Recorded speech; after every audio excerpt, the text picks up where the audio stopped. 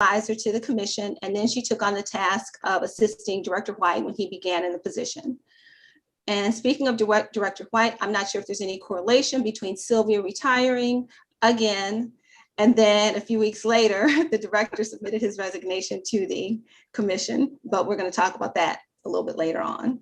But in all seriousness, Sylvia, just want to thank you again for the wealth of knowledge that you were willing to share with the commission, your expertise, your institutional knowledge, helping us get through several transition periods. So just want to say thank you. You look very well rested for the short period of time that you've been gone. And just please tell us you're not going to change your phone number in case we need to call on you again. And that was going to be my final remarks. You do have my phone number. Feel free to give me a call. It has indeed been an honor and a privilege to work with the commission, all my co-workers at the department. I had one of those jobs where most days I really enjoyed waking up and coming to work. The battle for civil rights is real. We have accomplishments, we have disappointments, but we still have a long way to go. And I wished Godspeed to the commission, strength to my former co-workers, and to all of those who are in this battle to bring civil rights to the world. And like I said, you have my phone number. Feel free to give me a call. I'm not changing it. Okay, thank you.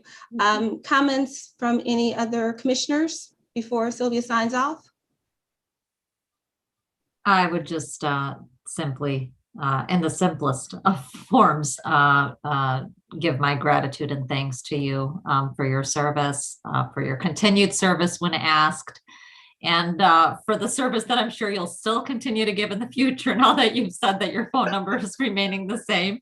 But it has been an absolute honor and pleasure working alongside you and seeing you in action in a very admirable way. I'm sorry to see you leave, but I'm so happy that you are retiring officially.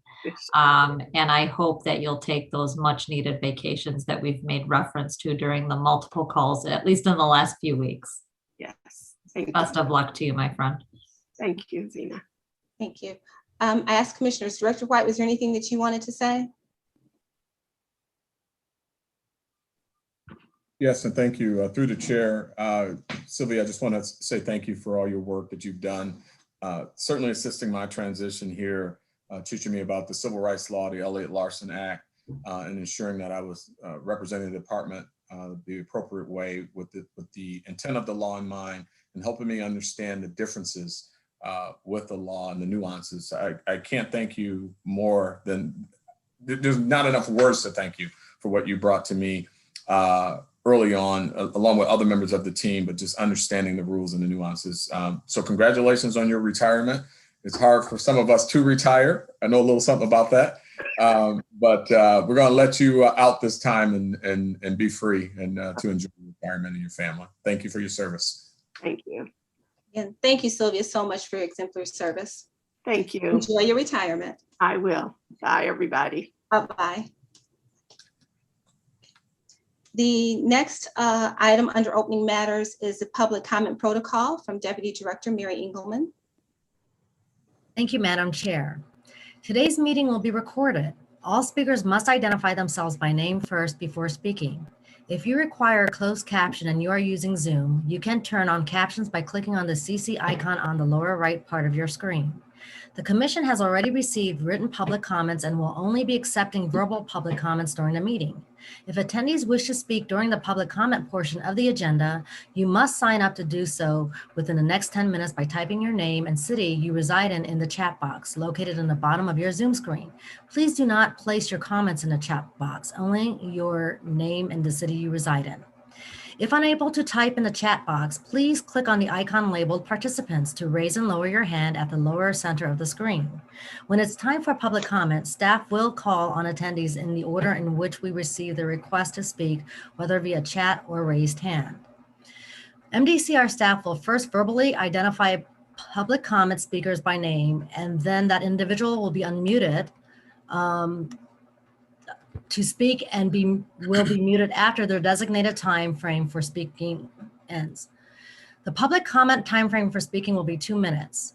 There will be a visual timer on screen showing the following colors: green for 2 minutes, yellow for 30 seconds, and red for stop.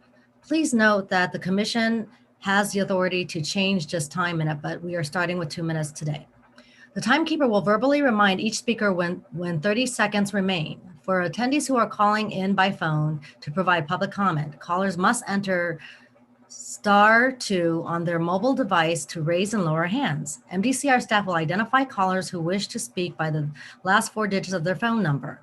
Please also be aware that MDCR staff will verbally warn any speakers only once if they use inappropriate, inflammatory, or disrespectful language. If use of that language continues, the speaker will be muted. For those who are joining us via the MDCR Facebook page or the MDCR YouTube accounts, there will be an approximately 20-second delay between the actual Zoom meeting. Individuals who wish to deliver verbal public comment can only do so if they are attending via the Zoom or via phone. And that concludes my public comments. Thank you, Deputy Director Engelmann. Thank you. I'm just going to divert from the agenda for just one moment. I'm not sure if it's Sean or Sheila or someone. Commissioner Corriveau is having some challenges getting into the meeting regarding the link. Is there someone who can reach out to him and assist him with that? We will do so right now. Okay, Madam thank Chair. you. Thank you. Okay, next item is the adoption of the consent agenda. The following items from the agenda have been identified as those that may not require commission discussion prior to being adopted or received. Items may be removed from the consent agenda on the request of any commission member. Items not removed will then be moved for adoption by general consent without debate. Is there a motion to adopt the consent agenda? Move for the adoption. Motion has been made by Commissioner Combs. Is there a second? Motion has been seconded by Commissioner Roberson. Do you want to verbally say that, Commissioner Yes. Roberson? A second. I had to get to my mute button. That's okay. Thank you. Seconded by Commissioner Roberson. Any discussion at all? Okay. Hearing no discussion, the consent agenda will be adopted. The next item for approval are the minutes from the March 22nd, 2021 meeting. May I have a motion to approve the minutes as submitted? Motion. So move. Motion has been made by Commissioner Gaskell Bentley. Is there a second? Second. Thank you. Has been seconded by Commissioner Lara. Any discussion on the motion? Hearing no motion, I'm sorry, hearing no motion. Hearing no discussion, that motion is approved. Our next item are our guest presentations, and we have a panel on economic equity for minority and woman-owned businesses. If someone can let me know if our panelists are in the attendee list and then move them over, please.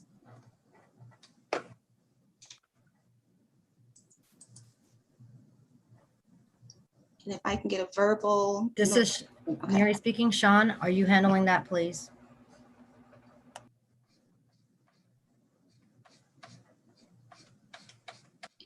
And if I can. Madam Chair, we don't see any of the panelists at this point. Well, they're there. So I saw Mr. Guillermo Cisneros is there. I know Carla Walker Miller was there earlier. Who has a list and who's checking? I see Kimberly Rustin has been admitted.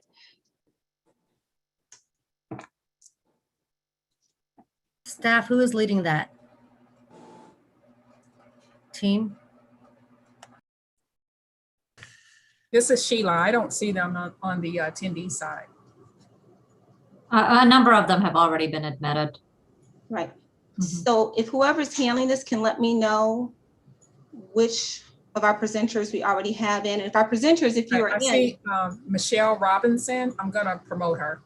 Okay, and if our panelists who are part of the panel, if you could turn your cameras on, that way to let us know who we have in and who we're still looking for, please. Okay, Ms. Russom, good to see you. Ms. Walker Miller, good to see you. Ms. Robinson. But I saw Mr. Cisneros in the waiting area also. I'm here. Oh, there you go. Okay, hi, good afternoon. Good afternoon. Okay, good afternoon. So it looks like the only other person if I'm correct, we're missing is just Ken Harris. Is that correct, everyone? Someone can assist with that? Is that it? Okay. All right. Correct. Okay, thank you. So our first speaker is here, so that is a good thing. We'll go on and get started. Just a few opening comments. As I said, we are having a panel discussion on economic equity for minority and women-owned businesses. In 2019, I believe it was August of 2019, the commission had presentations from 3 entities that focused on the lack of contracting opportunities for minority and women-owned businesses. Soon after that, our time was consumed with hiring a new director. And so for the next year, that's where we focused our time. Well, here we are 2 years later, and these businesses are still seeking economic equity. And the impact of COVID-19 on their operations and revenue has been exceptionally severe. Today, we will hear from a panel of subject matter experts on the economic and social benefits of doing business with minority and women-owned businesses. While doing research this weekend to prepare for today's panel discussion, the first thing I found was a report from the Michigan Minority Supplier Development Council. And it said it will take 333 years for minority businesses to achieve revenue equity with white-owned businesses in the United States. It went on to say that increasing supplier diversity remains a significant challenge, and achieving parity would bring a significant boost to the overall economy in our country. New MMSDC research shows increased corporate commitment to minority businesses could close that gap in 15 years instead of 333 years. And a key solution to shortening the timeline is a deliberate and intentional focus on minority firms' access to and spending from corporations.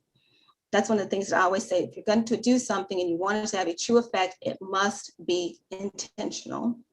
So I'm very pleased to say that our first speaker on our panel just so happens to be Michelle Suri Robinson, who is the president and CEO of the Michigan Minority Supplier Development Council. Ms. Robinson, the floor is yours. And we are going to get our screen share up because I know you do have a slide presentation that will be part of your presentation. Absolutely. So whoever's handling that can go on and begin the screen share.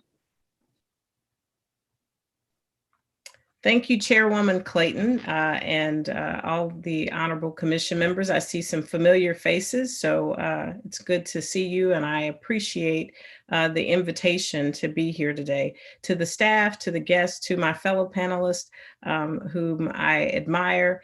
My name is Michelle Suri Robinson, as the chairwoman said, and I'm the president and CEO of MMSDC. I want to share with you today a bit about who we are, because I don't want to make assumptions that you are familiar with our organization, but I do want to dive into parts of it will be about the 333-year study, but really focused on how we ensure that this wealth gap is closed, and it's done in a much more effective manner. Thank you. So this first slide just tells you we're a 501c3 based here in Detroit, right at the riverfront. We also have a satellite office in Grand Rapids. We are one of 23 councils from around the country that certify minority firms, and we are one of the Department of Commerce's minority business development agencies. We operate the agency for the entire state of Michigan that is focused on developing minority suppliers and developing opportunities and seeking opportunities for them. The next slide really talks about, in this next slide, what you'll see is just the numbers. We drive about $36 billion in economic impact each year. Often people say, oh, that must be over the life of the organization. The reality is we drive that each year, and we have a third party actually go and audit those numbers. On this slide, it shows 205,000 jobs. It's about 210,000 jobs that are created and sustained by the 1,100 minority business enterprises, one of whom is on this call today, Carla Walker-Miller, that we actually certify. One thing that I do want to note as we move forward into this next slide is it is not our focus to certify every minority business in the state of Michigan. Instead, I am looking for what we call ecosystem drivers, those MBEs that have the ability to create jobs, to ensure also that other minority business enterprises are included in this ecosystem. So we certify based on 3 basic standards. Everyone hears about ownership and they believe that the only thing we're looking at is a business owned by a minority or a group of minorities. The reality is we require that 51% ownership, not only by a person of color, but we also look at day-to-day management. On paper and in practice, is that business being run every day by a person of ethnic minority status? And then finally, do they have true independence and control to run that operation? The next slide really moves into really talking about the ripple effect. So many times people are surprised when I say I don't want to certify every business within the state that might be owned by a racial or ethnic minority. My focus is creating wealth within minority communities. The three standards that I just showed you on ownership, day-to-day management, and control are all about creating what we call a ripple effect within the economy. There on the left, this slide is simply showing you that at MMSDC, we focus on supplier diversity programs, corporate programs, and what I'm asking you as a commission to consider today is even helping us when it comes to the state government agencies. Kudos to Governor Whitmer, Lieutenant Governor Gilchrist, and the focus that they're placing there, but I do believe the commission can help us by getting behind state government contracting, because that can be quite lucrative for minority firms as well. You'll see then that we empower what we call mega MBEs, the Carla Walker Millers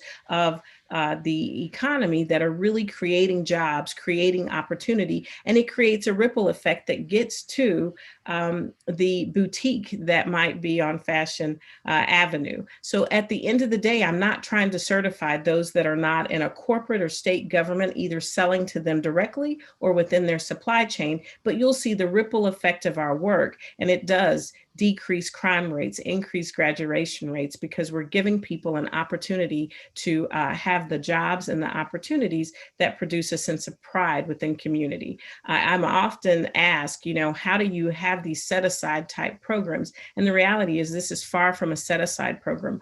All communities benefit when everyone has an opportunity to gain access. I think about the late Vernon Jordan when he went to run the National Urban League, and people said, well, what will you do there? You have too much experience and power to limit it just to the Black community. And he said, if I can assist the Black community, I assist all communities. And ladies and gentlemen, I offer to you today that when certification works, it assists all communities, because all communities thrive when everyone is included in the economy. These next couple of slides, this next one, will share with you what certification is and what it is not. We have a solid process. It is a gold standard process that in fact was used to create the veteran certification, as well as the National Women's Business Enterprise National Council, the WeBank certification as well. For women and minority-owned firms, certification is key. It allows them to gain access, but we are certifying those that we believe are as mission-driven as the certification, the privilege of that certification that they hold entitles them to. It provides access and it strengthens all communities. What doesn't it do?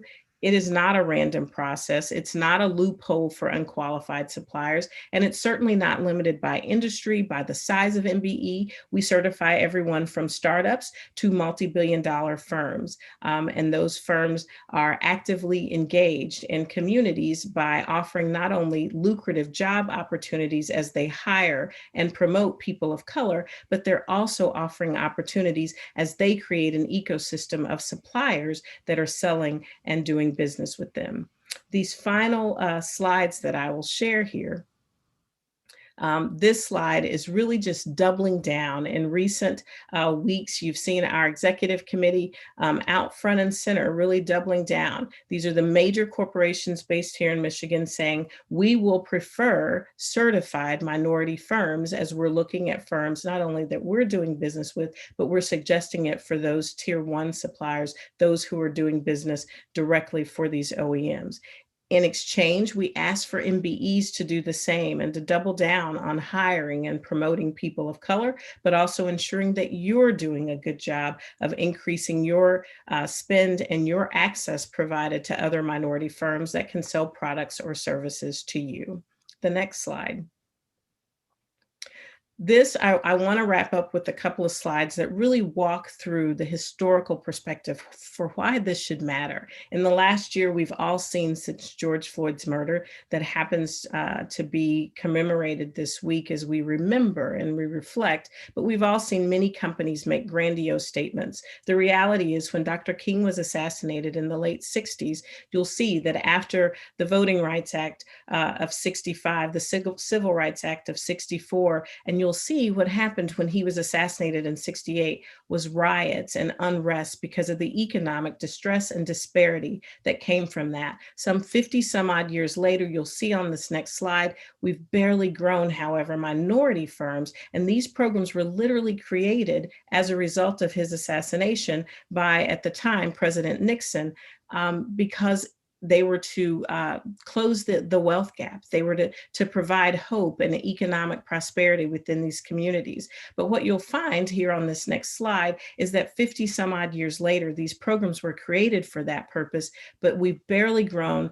Minority firms that have more than $1 million in annual revenue have barely grown 1% in 50 years. So that's why we say, if you click one more time, access is vital. And that's what we're asking for today. The final couple of slides, Chairwoman Clayton mentioned earlier, the 333 years. At our current pace, it will take us 333 years to close the wealth gap. And when we looked at the wealth gap, we looked at Asian communities, Latino, Black, and Native American.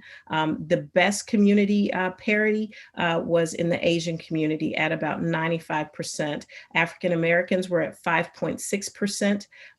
Native Americans were at 15%, and Latinos were at about 24%. The gap is still extremely wide, however. So we then said, well, let's conduct the research and do the analysis to say, how do you close that gap? And what could we do if we all together worked to ensure the gap, that there were opportunities provided to close the gap? And this next slide shows you that in 15 years, if we simply increase corporate spending and state government spending 1% a year with minority firms, we could close this gap to 15 years. This isn't a numbers situation, ladies and gentlemen. When you look at this, we're literally talking about $8 trillion in GDP. The only two companies or countries with a GDP of $8 trillion are the US and China. Yet we're giving that up because we won't allow ourselves to close this economic gap and do so in a measure and in a way that we can measure and that we can ensure minority firms are fully included in the economic fabric of this country. This final slide, I believe, is my three requests. As the chairwoman stated at the onset, we were here in 2019, had excellent discussions, and the commission voted unanimously to look at Prop 2. I believe Prop 2 is often used to thwart the progress of minority firms. I'm not asking that we look at race and gender as a factor in the decision, but we must at least measure where we are. We must at least start to look at training and other opportunities. You'll see it there at number 3, to really help people understand how to ensure their unconscious biases are not filtering into these decisions. And then number 2, to encourage every state department to research and publish its actual numbers with women, minorities, veterans, the LGBT community, so that we ensure parity in all groups, because it is truly paramount for all of us and all communities that everyone be included in the fabric for growth. Thank you for your time. Thank you very much, Ms. Robinson. Thank you so much. Our next presenter is Mr. Guillermo Cisneros, who is the Executive Director of the West Michigan Chamber of Commerce. Mr. Cisneros, the floor is yours when you see your slides on the screen. Thank you, Madam Chair. Thank you. First of all, thank you so much for the opportunity to be here today. It is a pleasure to be with all of the commissioners, and I'm honored to present about the West Michigan Hispanic Chamber of Commerce and the work we have been doing in West Michigan for some time. I would like to start with sharing the mission of the West Michigan Hispanic Chamber of Commerce. If you can please go to the next slide. Is to increase the economic advancement of Latinx-owned businesses and support the professional growth of Latinx business leaders in West Michigan. The West Michigan Hispanic Chamber of Commerce started in 2003 by a group of Latino business leaders, 3 of them, that weren't getting resources from any other economic development organizations, weren't connecting with the rest of the community. And they were seeing the need of support to grow their Latinx businesses. So that's how the West Michigan Hispanic Chamber of Commerce started. Nowadays, if you can go to the next slide, please. We have over 600 members in this 18-year-old organization. We have individuals, professionals, students, small and medium businesses, large corporations, dozens of nonprofits, government agencies, and schools and universities. For a period of around 14 years, we were really trying to connect with the rest of the community. This organization was created to support Latino businesses since the beginning, but we needed a period of time to really bring or get exposure with the Anglo and the rest of the community. So in the first 14 years, the West Michigan Hispanic Chamber of Commerce was dedicated to have events where we presented the successes of the Latinx business community, and the community started to recognize that there was a large number of Latino businesses growing in West Michigan, and that we needed to pay attention to this growth. So in 2017, around almost 5 years ago, we decided to really evaluate and think about the value of the West Michigan Hispanic Chamber of Commerce as a nonprofit. We realized that in West Michigan, we have a multi-billion-dollar economy. We have millions of dollars flowing from corporations, foundations, hundreds of nonprofits. If you can go back to the other slide, please. We have hundreds of nonprofits, but when you go and walk in our communities of color, and I can name specific areas in Grand Rapids South Division, Granville Avenue, Burton Heights, Madison Street, you don't see where those millions of dollars have gone. Because certainly there is lack of creation of wealth within businesses of color in the city of Grand Rapids, in Kent County, in West Michigan in general. So we thought, well, we need to make sure that we have programs that really make an impact in the community. So we started Transformando West Michigan in 2018 with a goal to revitalize the entire Latinx business community in the greater Grand Rapids area in the next 20 to 25 years. Our goal with this initiative is to empower Latinx business owners to reach their higher potential by providing them with the necessary skills to become successful while advocating for equal growth and opportunity for each of these businesses. As I mentioned, for over 100 years, we have had many opportunities in this community, but it doesn't seem that these opportunities have come to Latino businesses. So throughout this program, we want to make sure that we connect resources, we connect organizations that can bring education to our community, so our community can get to the next level. And when I mention our community, I'm referring to this the Latinx businesses that we have in the West Michigan region. One of the things that it's one of the main struggles is access to capital. It is lack of processes in place, lack of systems, lack of business management knowledge. So we want to make sure that we surround our Latinx businesses with experts that can bring all of this knowledge and resources so they can get to the next level in the next 20 to 5 years. And the other piece that we have at the West Michigan Hispanic Chamber of Commerce, if you can please go to the next slide, it's called Building Bridges Through Education. Back in 2017, there, we identified a need of connecting Latinx talent with local organizations. We have, as you might know, the Latinx community is growing significantly in West Michigan. Just the numbers of the 2010 census say that in Grand Rapids, 17% of the population is Latinx, and in the city of Halland, 22% are Latinx. And just the last data that was presented by the Right Place in February shared that the Latinx community is going to be growing 130% in the next 25 years.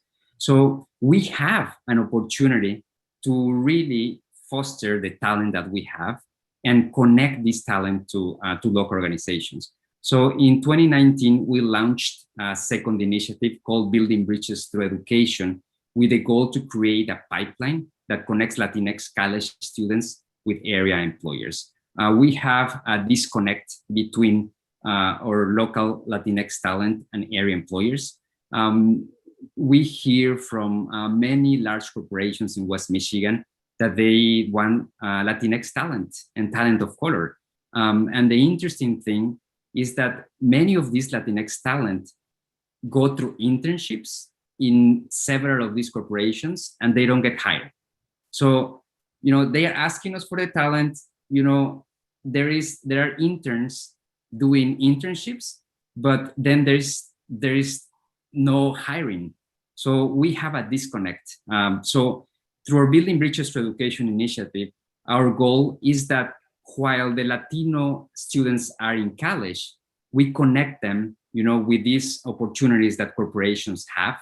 We develop them while they are in college, and we pair them with mentors and coaches, from those corporations. So one of the things that we have asked our partners, in this initiative is that we really want, your executives to mentor the next generation of Latino leaders. And if we have that commitment from large organizations, large corporations, we're going to be able to create those pipelines, for them. So in the next 25, 30, 40 years, they have the professionals they need for their organization. So these are the two initiatives that we have going on at the West Michigan Hispanic Chamber of Commerce. And our goal is to pretty much, support our economic development structure in West Michigan, but also support the workforce development and develop the next generation of Latinx leaders. And one of the things that I really want to ask the commissioners, and if you allow me, please help organizations of color like the West Michigan Hispanic Chamber of Commerce and other grassroots organizations to be brought to the table. This a couple hours ago, I had the honor to be part of a call with Leo. This has been one of the first time that the West Michigan Hispanic Chamber of Commerce has been invited to a meeting with a state organization to share, and help plan a summit that our state is going to have in June 23rd. So I really would like to see more organizations of color at the table, really to be able to bring perspective and also to craft new strategy to rethink how to do economic development and workforce development in our state. So we have different outcomes. It's clear that in order to have different outcomes, we need to change. We need to have new perspective. We need to have new leadership and leadership of color that can bring the voice and the needs and struggles of our communities of color. So if this group of commissioners from the Michigan Civil Rights can help us connect with the MEDC and Leo, we definitely would appreciate this opportunity. Thank you so much. Thank you, Mr. Cisneros. And yes, we will be sure to connect you with MEDC and Leo with the appropriate people within those departments. And I'm not sure if you are aware, but MEDC, I think it was just last week, their board selected a new executive director, minority gentleman from Louisiana. Yeah, Louisiana, I do believe. So we'll make sure to make that connection for you. Thank you so much. Thank you so much, Madam Chair. Sure, thank you. And thank you, Commissioner Lara, for making the recommendation that we invite Mr. Cisneros to be on our panel today. So thank you very much. Public comment is closed. Just want to make a note of that. Public comment is now closed. And also, please let the record reflect that I believe we've been joined by Commissioner Corvo. I thought I saw him on here earlier. Ms. Sanford, if you could let me know if Commissioner Corvo is on. I thought I saw him earlier. Okay. This is Sean. Commissioner Corvo is on. We're just trying to work out some technical kinks. Perfect. Okay, great. Thank you so much. And we will now move on to our next presenter who has joined us, Dr. Ken Harris. Good to see you. Dr. Harris is the president and CEO of the National Business League Incorporated. He started, and I'm sure he'll go into some of his history with the Detroit Black Chamber of Commerce, and now he has moved on to the national organization. So Dr. Harris, the floor is yours. Yes, thank you so much to this esteemed body and to our Honorable Chair, Stacey Clayton. Thank you so much. And to the esteemed commission that serves on our behalf. Thank you so much convening this body.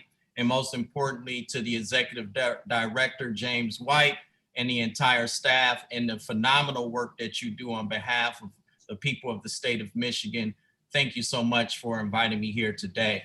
I really appreciate the opportunity. I'm gonna take a different spin as opposed to giving us really a trajectory of my organization. I'll talk briefly about that, but really I'm going to level set in terms of the historical ramifications that we witnessed today. If you could go to the next slide, please. I'll mention briefly about myself. I am a Detroit native. I am born and raised in the city of Detroit. I am proud to have been educated in the city, to have also been elected to public office as a charter commissioner who passed the 2012 Detroit Charter Commission, and most importantly, to be able to move on and receive my bachelor's and master's degree at Clark Atlanta University and HBCU, my educational specialist degree at Wayne State, and a dual PhD from Michigan State University in Economics and Black Studies, where I serve as adjunct professor as well. With that being said, a little bit about the organization, just a quick rendition. The National Business League is the first and largest nonprofit, nonpartisan, non-sectarian Black business and professional trade association. Was founded on August the 23rd, 1900 by the iconic and legendary Booker T. Washington. We have more than 120,000 members nationwide, with our regional offices in Atlanta, Detroit, and Los Angeles, and our headquarters in Washington, D.C., as well as 360 local chapters that I manage across the country, with access to 2.9 million Black businesses throughout the United States. With that being said, the Michigan Department of Civil Rights is the most critical piece to maintaining the level playing field for the state of Michigan, and most importantly, our growth and competitiveness with the other states throughout the union. If you could go to the next slide, please. All right, as we look at this slide here, which is real good in terms of our trajectory, in terms of our racial significance. Actually, the invention of racism is real. If you all have not read the book written by Dr. Theodore Allen called The Invention of the White Race, it's a groundbreaking analysis of the birth of racism in this country. Actually, to let you all know that actually when the first Africans arrived in Virginia in 1619, there was no racial term called white in any formal record. Actually, the term of color did not come into existence almost 60 years later as an invented concept that eventually became a racial caste in this country. This creation was created by the white ruling class as a method of socioeconomic control due to labor unrest, which precipitated in what you all can look up and take notes on, the Bacon's Rebellion of 1676, where poor whites and working class Africans and enslaved Africans teamed together to overthrow the white elite, which sent shockwaves through the rest of the country. And when those shockwaves hit the rest of the country, the fear of teaming up of poor whites and the labor class with enslaved Africans and Native Americans would overthrow plantations and disturb the economic prosperity of the white ruling class elite. With that, we call that socioeconomic control, which still exists today in its more evolved format. You can research this yourself, Dr. Theodore Allen and the Bacon's Rebellion. Next slide, please. 400 plus years of racism. We were promised after emancipation, Black people were freed. And not only were they freed, they were promised 40 acres and a mule. Not only did they not receive the 40 acres and a mule, the mule kicked them in the butt, the land was confiscated. And on top of that, the first Black bank was created by the federal government to give reparations and to the population of free Black slaves. And that bank was driven to the ground by its white leadership and all of the Civil War veterans' money and former slave owners' money that was deposited into the Freedmen's Bureau, and the bank lost that money forever. And that's why great-grandma and great-grandpa put their money under the mattress, never trusted a bank again. Until this day, there's still not a connection between the Black and minority community and traditional lenders. There's a serious trust issue. Even with that being said, not only did we have reparations take away, 40 acres and a mule, Black codes were instituted. If you don't know what Black codes are, Black codes were to make sure that Black people never entered the economic mainstream of society and that they became a permanent underdeveloped class within the United States of America, forced to work at either no wages or indentured wages as it was. And then as time went forward, during this period, which we called Reconstruction, the fastest growth period of Black people in this entire country post-slavery, where we achieved US Senate, high office ranks, we formed businesses, received PhDs, and this was one of the fastest growing movements of any class or race in the history of this country during the Reconstruction period. This again sent a signal to the white population, which scared them in their political ranks, and Jim Crow segregation was created. And followed by that, to make sure that segregation remained permanent, the KKK was formed to stop any economic progress of Black people in this country.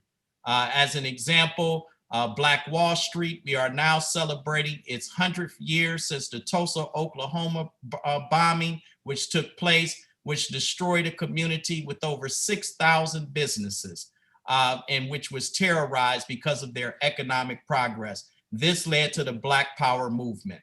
Next slide, please. Black people had enough, and they said it's time for us to have equality in this country. By any means necessary, blood, sweat, or tears, and even death.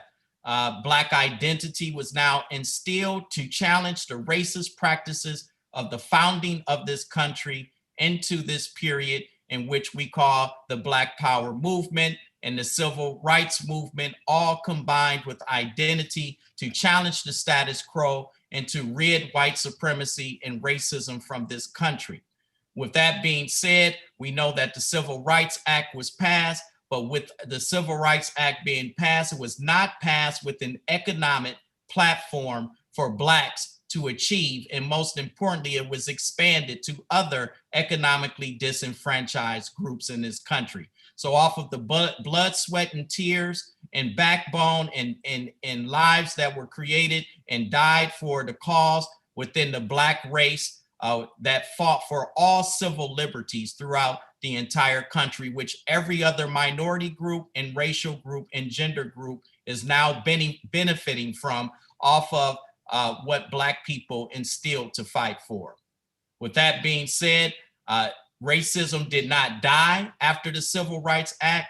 It actually evolved. And 50 plus years later, post the Civil Rights Act, we are finding that Black people are still at the bottom of the totem pole in terms of economics. Have we truly moved the needle? If you could go to the next slide, please.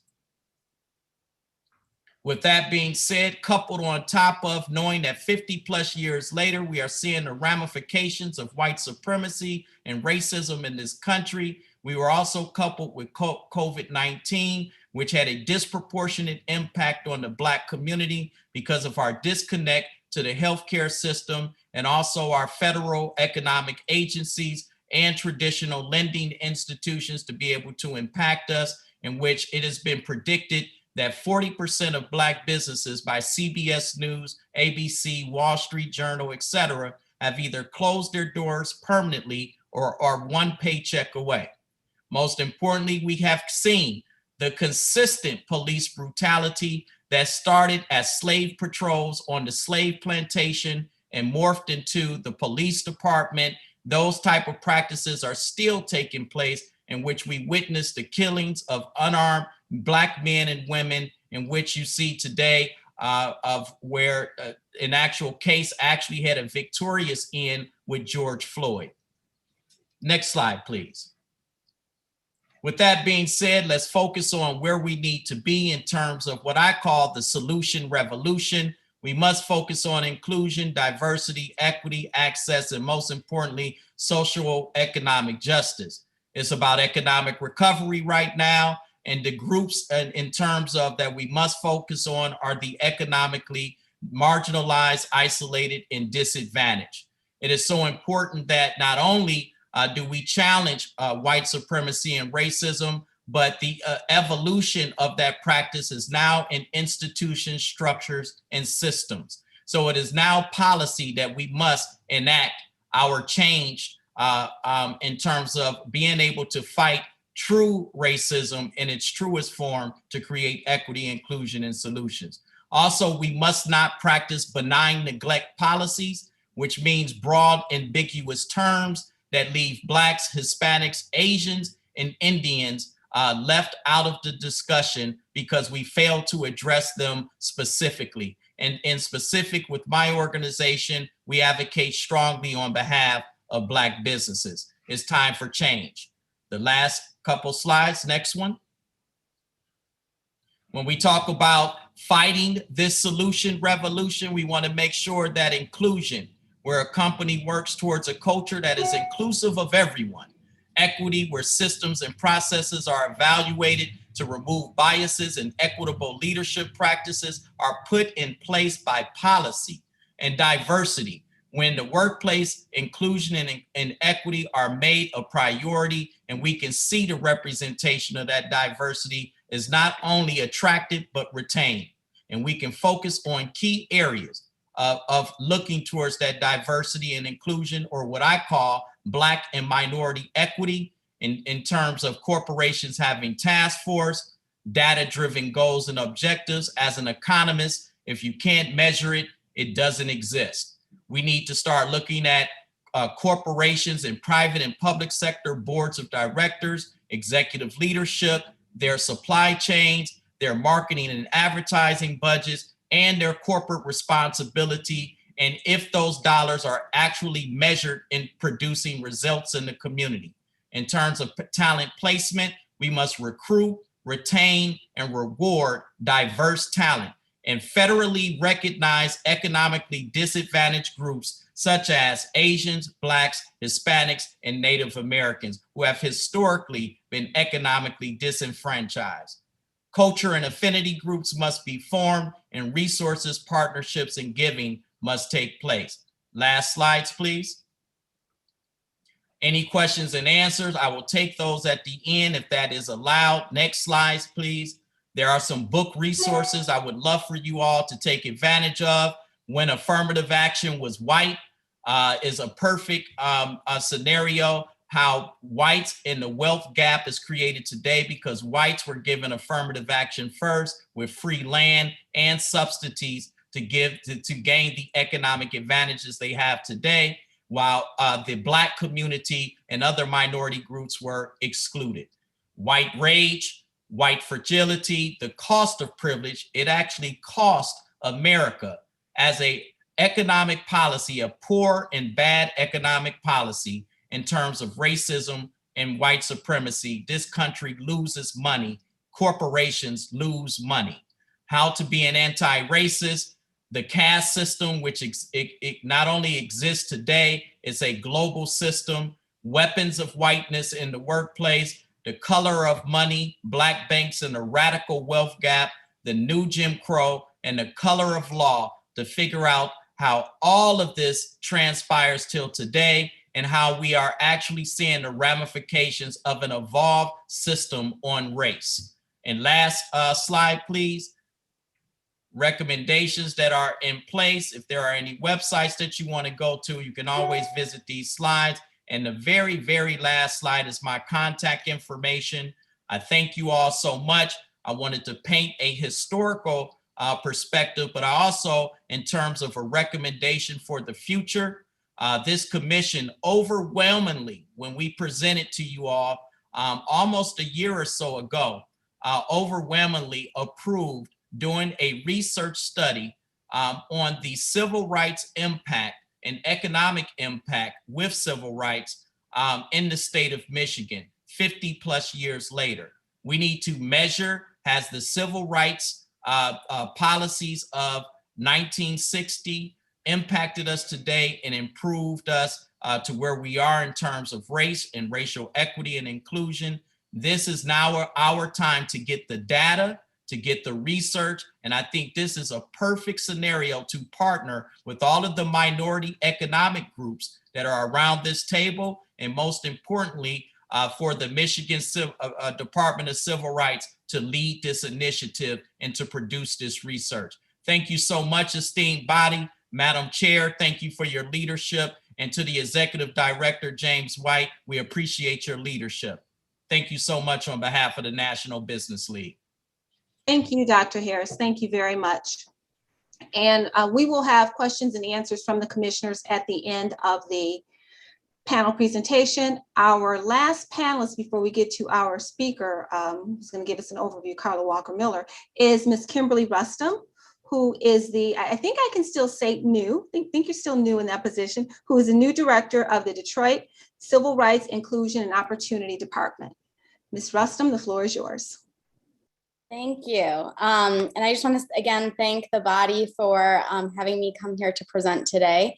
I also want to thank, and I'm excited to hear that we will be having Chief James White back very soon, who can continue the work that he was doing before around that I worked on with him on some mental health initiatives within the criminal justice system. And he's just been such a wonderful person to work with. So I'm excited for that. So today I'm here to present around some work that we've been doing that has led to some change within MEDC that I'm excited about, but has, I stand on the, as I always say, I stand on the shoulders of giants, including Dr. Harris, who is on this call, that was an impetus for a lot of the work that we did. I did this along with NEI, who is led by Pamela Lewis, and then also U of M. But we were seeing, as COVID was hitting, that across the country, we were seeing constantly that people of color and women-owned businesses were really the ones that were being affected by COVID-19. Next slide, please.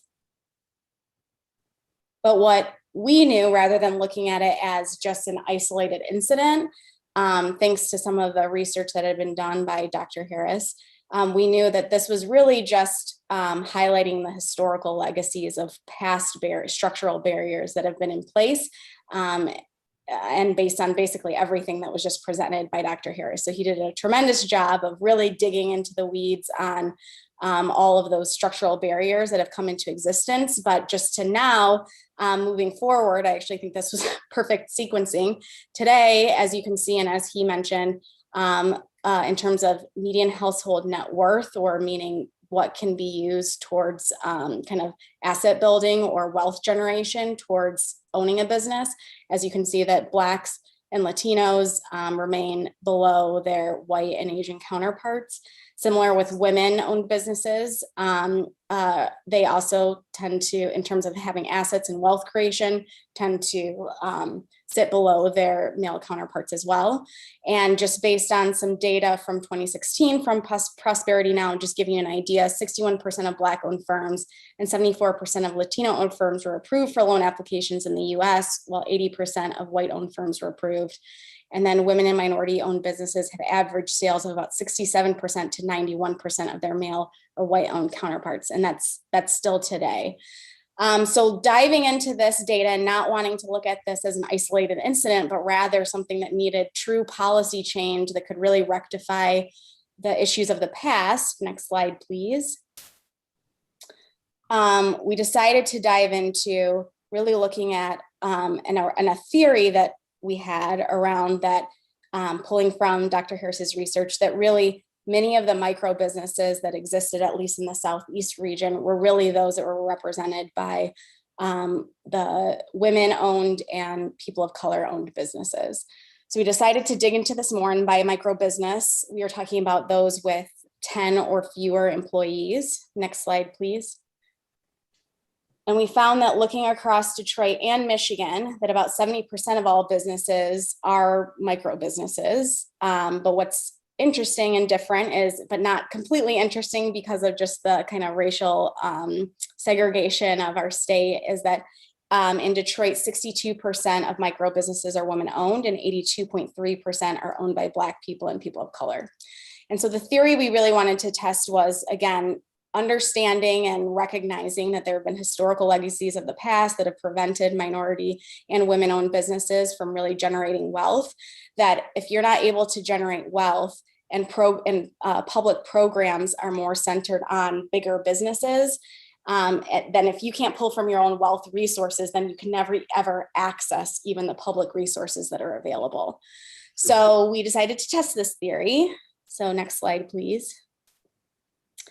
And NEI did a study of, the impact of Wayne County businesses during COVID-19, and found that 67% of Hispanic-owned and 40% Black-owned businesses experienced a 60% decline in revenue compared to 14% of white-owned businesses.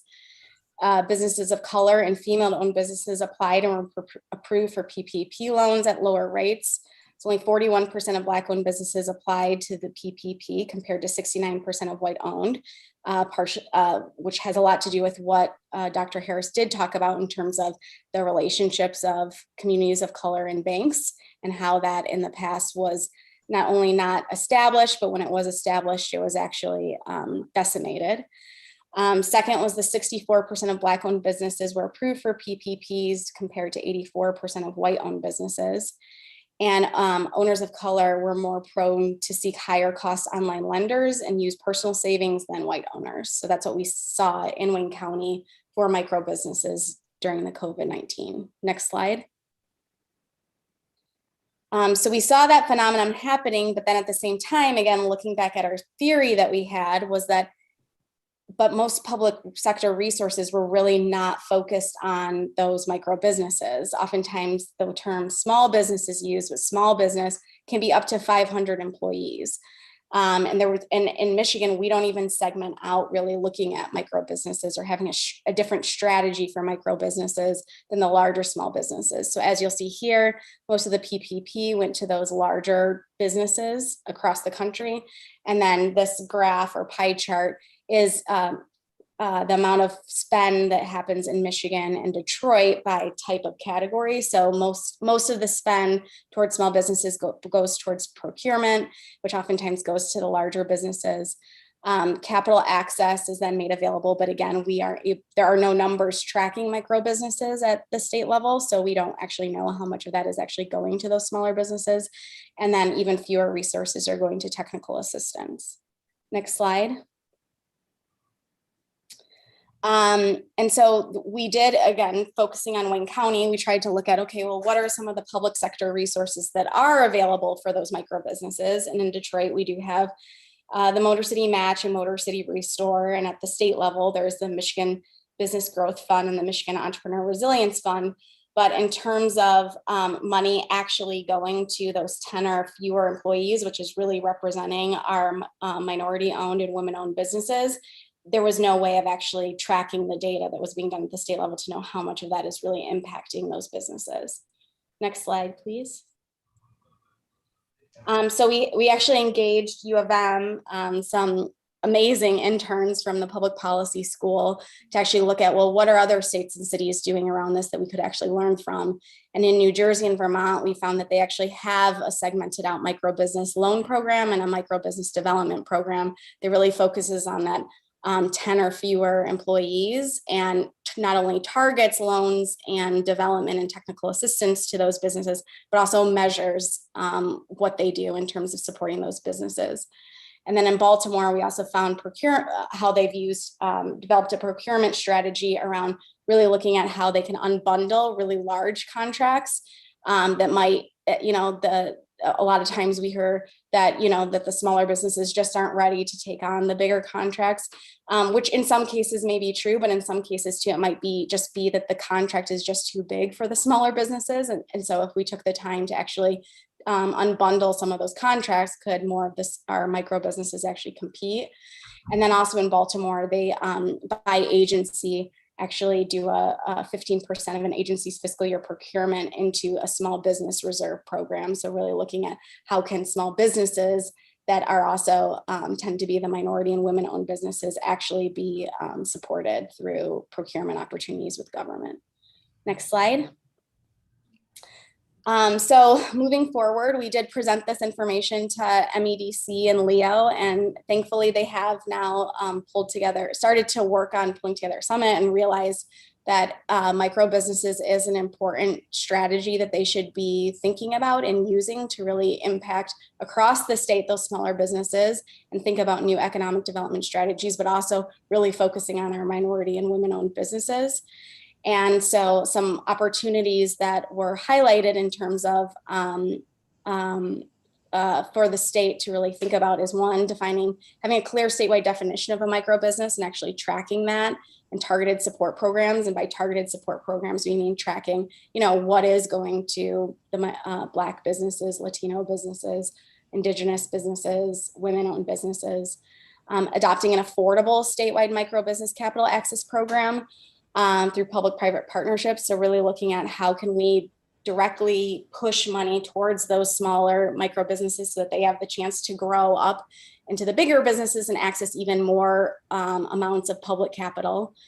Really looking at consumer lending protections to cover micro businesses. Unfortunately, because of all the legacies we've talked about, and because of the capital access is very difficult to access for many of these businesses, and that then they end up having to go to other sources, which may end up being kind of predatory sources for capital lending.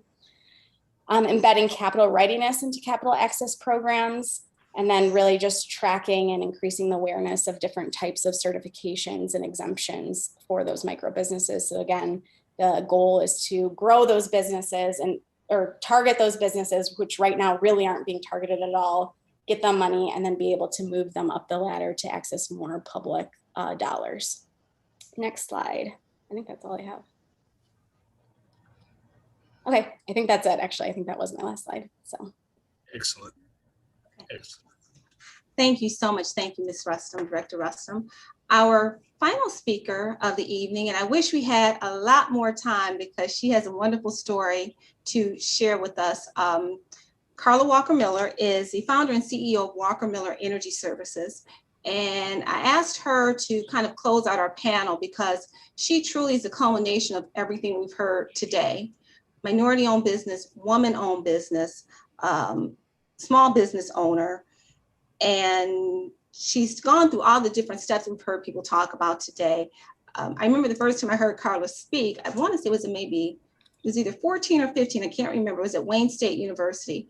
But she was on stage with Warren Buffett, Michael Bloomberg, and I believe it was Valerie Jarrett, if I'm not mistaken. And they were all sitting behind her, and she was the one that was giving the keynote speech. So that was the first time I heard Carla's story. That was truly, truly inspiring. And to know her story and to see where she is today, just very excited to hear from her. So Ms. Walker-Miller, the floor is yours. Thank you, Chairperson Clayton and the entire Michigan Civil Rights Commission. Thanks for inviting me here. As Stacy said, I'm the founder and CEO of Walker-Miller Energy Services, and we change lives through energy efficiency. And we do that partially by intentionally recruiting Black and Brown people, women, and other underrepresented groups into energy efficiency, the fastest growing segment of the energy industry, with some of the highest starting salaries and some of the lowest educational entry rates. We have 130 team members now in 4 states, and we help families save energy and money. I'm also the executive committee chair of Detroit Means Business, a transformational effort to help scale and elevate Detroit's business ecosystem. And I want to shout out Ms. Flory Robinson. I'm a member of MMSDC, and that certification has really been invaluable. And hello to my other colleagues in the vineyard. On business, my company started doing things and positioning ourselves as part of the solutions way before I could afford to do so. In 2018, we established a $15 an hour minimum wage, banned the box so that returning citizens have a fair chance, and weren't denied opportunities for which they qualify and actually can excel in. And all the organizations represented here, they're part of the ecosystem that's helping to build capacities to help address the trouble, to be honest, that many small businesses find themselves in, so that we're using the best, all of the resources and making the best and highest use of them. And it's necessary to drive traditional spending in the businesses where Black and Brown and women-owned and other underrepresented businesses are right now, but also to increase opportunities in fields where we're underrepresented, including energy, of course, traditional and renewable energy, STEM fields, mobility, other rapidly growing fields. And the answer, as everyone here has said, really is access to opportunity, transparency. And if you solve the issue of access for Detroit's Black and Brown businesses, other groups win by osmosis. The issues are solved for good. And that's important because Black and Brown and women-owned businesses, they disproportionately hire people who look like them. One of the statistics I heard maybe a year ago that still stuns me is that with everything else being equal, Black business owners have an average of 12 times the wealth of non-business owners. And what that means is that Black business owners are part of the solution, as are Brown business owners and women-owned businesses owners, because it's more than just about small business. This is about understanding that in order for us to win, other groups don't have to lose. It's about equity and jobs and driving incredible outcomes. I keep hearing that word, outcomes. It's about creating general wealth in what I believe is for such a time as this, less than a once in a generation opportunity. And so my commitment is fueled by really a traumatizing business path, to be honest. I spent 18 years in corporate America, and for 18 years I was treated as an exception and as a problem. So when I started my business 20 years ago, it was with a sense of relief, not fear. And I had a successful business selling large power equipment until the recession, and the bottom dropped out. And having basically bootstrapped with no real credit, then when the dust settled, I was more than $250,000 in debt. And it took me nearly 2 years to get up to zero again, and to start rebuilding. And after the slow climb, we finally hit our stride and began to thrive again. And guess what? COVID strikes.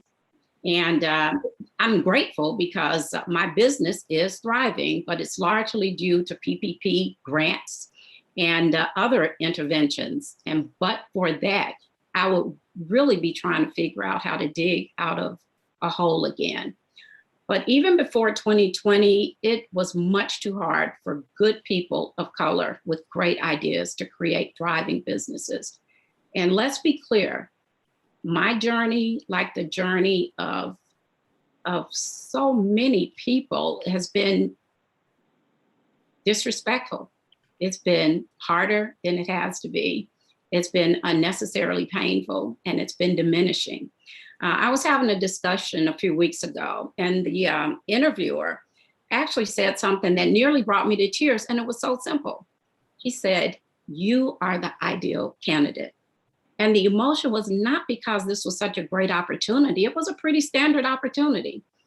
The emotion was because in a business setting, in 40 years of being an employee and a business owner, not only have I never heard those words, I have never felt those words. I have never been the ideal candidate. My business has never been the ideal candidate for anything. Not a promotion, not an opportunity, not visibility. I have always been told that I needed more certifications, needed to be bigger, needed more connections, more insurance, more financial stability, something. But I'm grateful because the first time in my professional history and my personal, my company and I are finally, in some select cases, ideal candidates for opportunity, for expansion, for equity, and we deserve to be. And all businesses, Black and brown businesses, woman-owned businesses, diverse businesses, underrepresented businesses, we deserve to be ideal candidates based on our own merit in this country, in the state, and in the cities we live in. But we shouldn't have to be ideal candidates. We should just have access. If I have visibility to opportunities available, it wouldn't matter whether I was ideal or not. I would just go after whatever's out there. So access to that procurement, that is the start. That's ground zero for winning. And that is what equity demands. It demands that we have access, that there's transparency, that there's visibility, that there are opportunities to thrive, to create generational wealth, and to prosper. That's all we ask. I thank you for exploring this critical issue and for inviting me to speak. Thanks. Thank you so much. Thank you so much, Carla. Thank you for being here. Thank you to all of our panelists for being here. And thank you for staying. And I'm going to now ask any of my fellow commissioners if you have any questions or comments for any of our presenters this evening. Bishop Combs, Commissioner Combs. Yes, for particularly Michelle, Ken, and Kimberly, I would like to ask, and particularly Kimberly, your thoughts on the governor and the Civil Rights Commission working together to develop an RFP process to include a goal of the 1% increase in minority firms' participation in contracts with state government that are governed by federal affirmative action laws. So the federal affirmative action laws call for there to be minority participation in dollars that flow from the feds to the state and then from the state into the private sector. So your thoughts, both Michelle and Kimberly, others can weigh in on a modified RFP process to push and incentivize the inclusion of this 1% number that you gave us, Michelle, to make certain that the state government entities and institutional municipalities are pushing for inclusion? That's my first question. So I'll start with, so this would be the federal dollars that are flowing down to the state and local levels. Is that the question? Well, there are federal dollars that are flowing from the feds to the state, in particular in the area that I work in healthcare. And so there are also requirements for minority participation in those particular programs that those dollars are used for. So there was a presentation given that if we're going to cut the 333 years for us to close the wealth gap to 1%, or excuse me, to 15 years, we need to be achieving 1% a year participation. Mhm. I think the RFP process that pushes and incentivizes that would help us to get there. What are your thoughts? Yeah, I would say yes, for the federal dollars. I mean, I do think that would make sense, especially since at the federal level, we do still have the ability to, I know for DDOT, for example, or I'm sorry, for our Department of Transportation, a lot of those contracts, we are able to recognize some of the minority business certifications for that.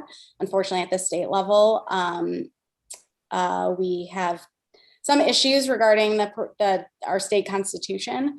But yes, I think in terms of increasing that percentage that we're allocating, and I would say to Michelle, just internal measuring of some of this stuff could just, I mean, just coming from, even from the city, if we could do a better job of just measuring some of, and not being afraid of measuring some of that, to be looking at, not for purposes of just saying that we're going to go out and get more minority contractors, but so that we can actually be looking at, like, are we moving the needle in terms of, are our strategies working in terms of creating equity across businesses in the city and then also in the state? So that's where I'd leave that. My short answer response is absolutely, absolutely, absolutely. When it comes to federal procurement, I will tell you today in the state, I often hear of exceptions. So if a federal contract is calling for a certain percentage of representation from women and minorities, there are exceptions that are often built into that contract where they can basically pay to say, I can't find anyone. That is unacceptable. And I would challenge the state with the commission. I think you would find a whole host and cadre of us as economic development organizations willing to go with you and say that is unacceptable. We should report it. We should track it, and certainly stay on top of it. In terms of state government, Proposal 2 is certainly there. It simply says, however, that we can't make the final decision based on race or gender. It does not say we cannot track it. It does not say we cannot report it. And that's what I would push, and also do a great educational piece so that we don't have city and state officials that say, oh, I can't do anything because of Proposal 2. That has become an excuse, and we need to remove it. Excellent. No question about it, Commissioner Combs. Kimberly and Michelle not only distinctly dismayed the myth that we should not be innovating our processes to meet the demand of the future. I truly believe that the Michigan Department of Civil Rights can play a critical role in the next 50 years, starting with today. Transparency, measurement, and accountability. And this is the one area where you're actually charged in your mission to be able to carry through these objectives to make the job a lot easier for municipalities, townships, cities, etc. And most importantly, for economic, public, and private institutions to join along, as Michelle mentioned, in terms of advocacy and support. And I think that's our role. Most importantly, we have to speak truth to power. There are federal mandates in place that we fall miserably behind.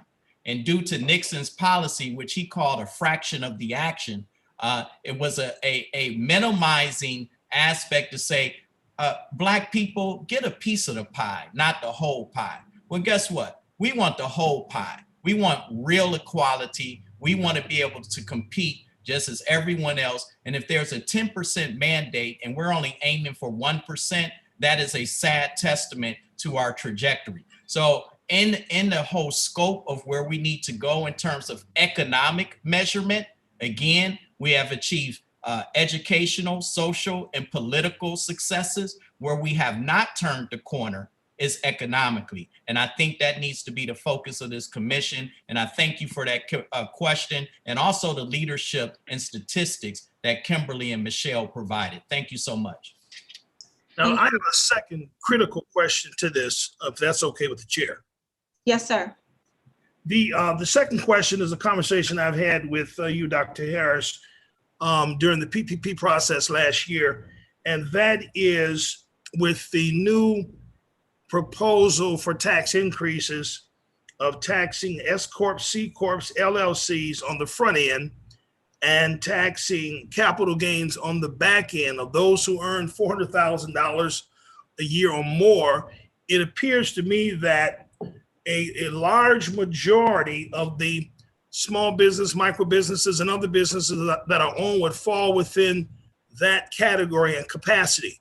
Can you speak to the adverse effect the tax policy of this sort would have on these minority businesses, and the need to educate the present administration as to what these effects would mean if this legislation was enacted to Black businesses? Can you speak to that? No question. And again, I always speak to my trade is when you have research and data to support your argument, we're able to move the needle. And that's why I think it is so important. Again, I'm going to go back to the last time that we not only gave a rendition, all of us as economic agencies, in pushing for a research study post 50 plus years later, past civil rights, have we truly moved the needle? We need to truly measure where we are today. And in terms of that measurement, tax policy needs to be a major focus. Most importantly, we already know that Black and Indigenous and minority businesses, coupled with the systemic barriers that exist to the marketplace, and when I say systemic barriers, when we talk about policy, we talk about taxes, and most importantly, the pandemic's impact on the current environment. We want to make sure that the businesses that survive, not only survive, but they thrive. And if 40% or more of Black, Indigenous, and minority businesses have been impacted by the pandemic, we need to be eliminating barriers to entry. And whatever that may be, it's hard enough. First of all, we got to have 20 different certifications to participate in city, state, federal, and organizational certifications. When we look at all of these different parameters in terms of us being able to grow as minority-owned business, the state of Michigan has 108,000 Black-owned businesses. The city of Detroit has 49,000 Black businesses out of 62,000, which is 80%. 97% of those businesses are sole proprietors, home-based businesses, smartphone, laptop, and iPhone businesses, iPad businesses. And so if we do not change our focus to build an economy where entrepreneurs can thrive and be successful by eliminating barrier to entries, then we're going to face the same systemic problems that we have today. So that is my answer to your question, Commissioner Combs. Thank you. Michelle? I think Ken stated it eloquently. I wouldn't add anything more. At the end of the day, we can remove these barriers. One thing I do want to clarify, I said 1% growth each year. So it's not as if it's capped at 1%, but I do realize you cannot, these are large juggernauts to turn, right? So you cannot expect that they're going to have double-digit growth overnight, but you can certainly impact that growth 1% year over year, each year. And Carla, your thoughts on tax policy? That's not my space. I'm very clear on where my strengths lie, and tax policy is not my space. What I did want to say, though, is as we are creating policy, which sometimes are long-term, but also long turnaround changes, one of the very basic changes should be that every citizen of Michigan should be able to see every dollar that the state of Michigan spends. And the same is true with every municipality. While we're making policy that benefits everyone, just seeing the opportunities would be so helpful to so many small businesses. I think that's one of the most disingenuous things we do here, is that we pay for services and goods that we can't see what's being purchased from whom and by whom. Just give us that level of transparency. And that, to me, that's part of self-determination. Just show me what it is. We're entrepreneurs. That's what we do, right? Just show us where the goal is and we'll make it. Thank you, Carla. Questions or comments from any other commissioners? As I mentioned earlier, Commissioner Richard Corvo has joined us. He is on via phone. He was having some technical difficulties, but he is with us via the phone line. Yes, Commissioner. Yes. Yes, I would like to thank and commend all of our panelists and presenters. This is an area that is very near and dear to my heart because just trying to even get to equity is a difficult thing, as all of you have mentioned with the data. And some of this data is something that I haven't seen either. And I really thank you for bringing all of this information to our attention. It's a long, hard road, and this is something that I personally am very committed to. And I think I know most of you or all of you that presented. So thank you again. It was very informative, and I will keep this information at my fingertips. Thank you. Yes, thank you all. And I think back to 2 years ago when I said we had a panel presentation, we had 3 presenters. Today we have 5. Guillermo, you said you wanted more organizations, minority organizations, to have a seat at the table, to be at in those discussions with MEDC and Leo. And I think that you've gotten some commitment from the commission and the department to try and help you to make sure those introductions are made and that those conversations happen. Michelle, when you and I spoke, Michelle was actually one of our presenters in 2019. And when I asked her to come and join us for this panel presentation, she said, okay, I will come, but you know, I was there 2 years ago and I want to know what's happened in those 2 years. And I had to tell her not a whole lot has happened in those 2 years. So she said, well, I'm going to put some challenges out to you all. And we saw what those challenges were. We saw those 3 questions she had at the end. And so we do have some marching orders. The commission did in our retreat earlier this year. We did indicate that economic equity for minority and women-owned businesses was going to be one of the things that we worked on this year. We even have a subcommittee set up that is led by Commissioner Roberson, Commissioner Combs, and Commissioner Lara. Okay, right. So they are actually taking a look at that. They have all of this information here. One thing that I wanted to make sure didn't happen this time that happened last time, I wanted the commission to at least show that we are listening, that we are moving forward in this. So we actually have a resolution that we are going to hear and that we are going to hopefully pass this evening. So if our new legislative liaison, John Johnson, can come on camera and just give the commission, our panelists, and the viewing audience an overview of the resolution, which all commissioners have. And then I'm going to ask for a motion to approve that resolution, and then we'll do a roll call vote. So Mr. Johnson, floor is yours. Thank you, Madam Chair. Good evening, commissioners, and to the presenters. It was very informative and certainly will help the commission in continuing their pursuit of economic equity. The resolution that's been put together reinforces this commission's commitment to economic equity and commends and steps have been taken to enhance the disadvantaged business enterprises' participation in public contracting opportunities. It traces the efforts of the U.S. Department of Transportation's policies towards DBEs. It references Article 1, Section 26 of the Michigan Constitution that in 2006 banned preferences in public contracting on the basis of race, sex, color, ethnicity, or national origin, but it carved out an exception for an action that must be taken to establish or maintain eligibility for a federal program.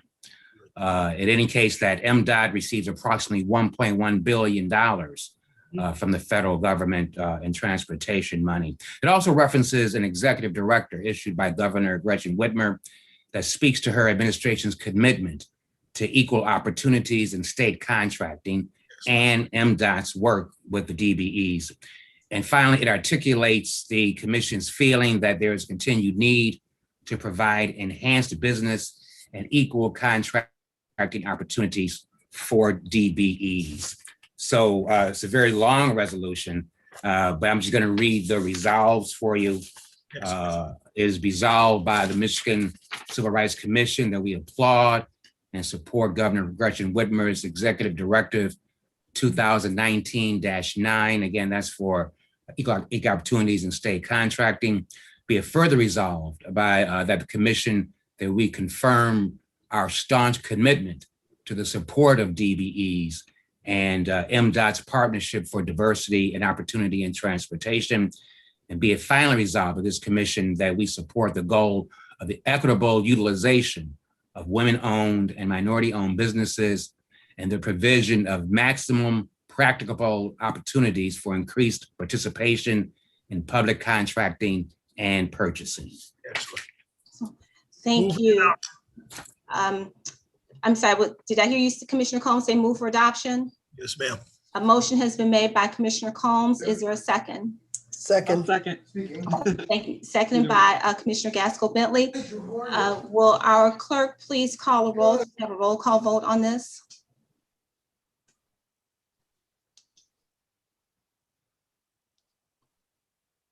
Mr. Levy? As soon as the clerk can get the mute off.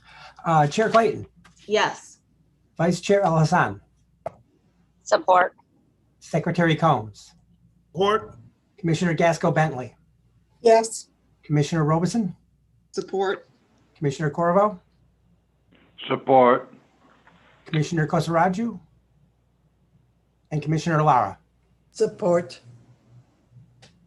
Madam Chair, you do have the motion passes. Thank you so much.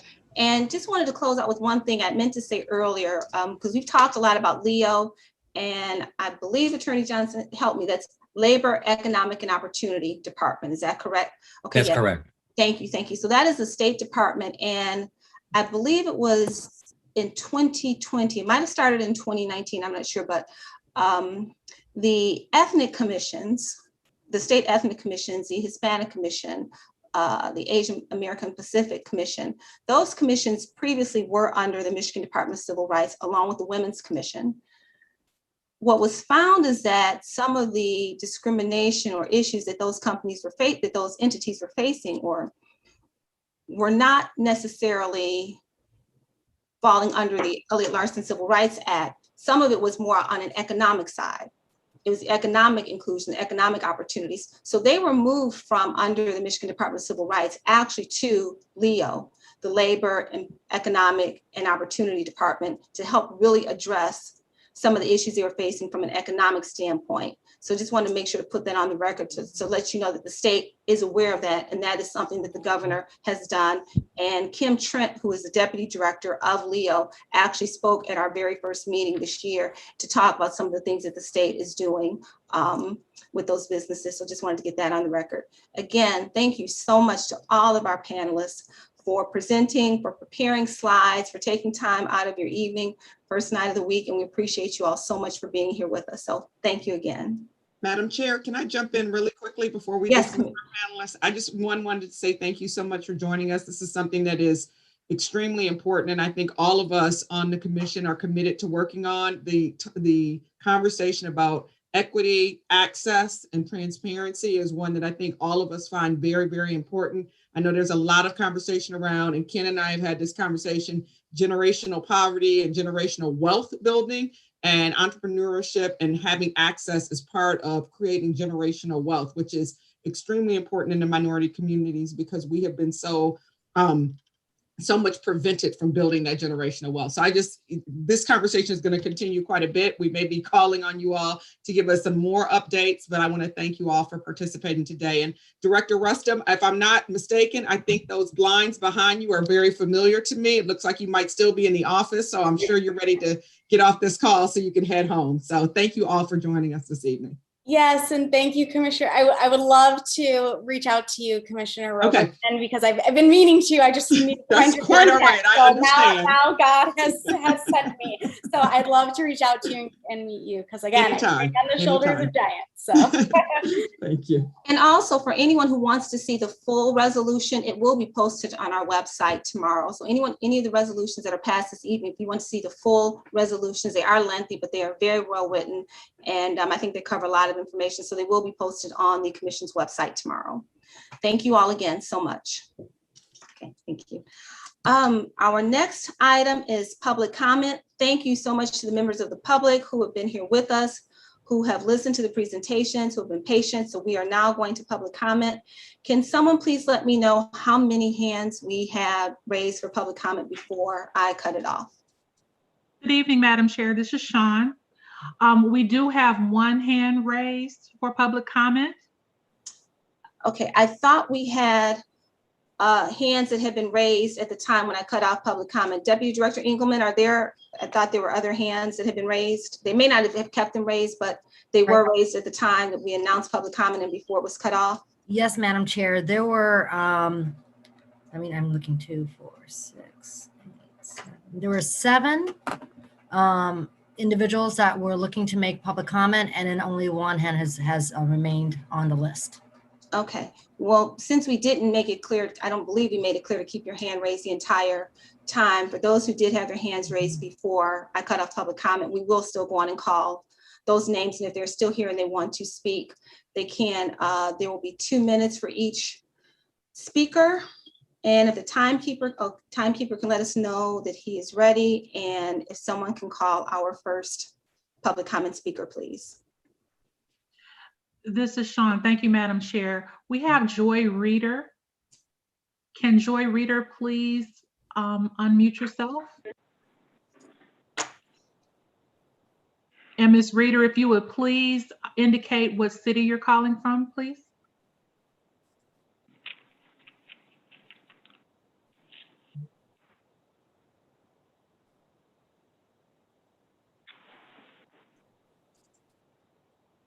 Can you hear me?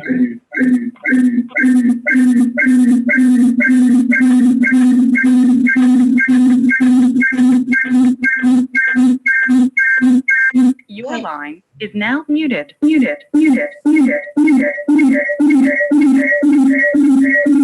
Ms. Reader, I think we're having some challenges. You want to try one more time to speak? Joy Reader?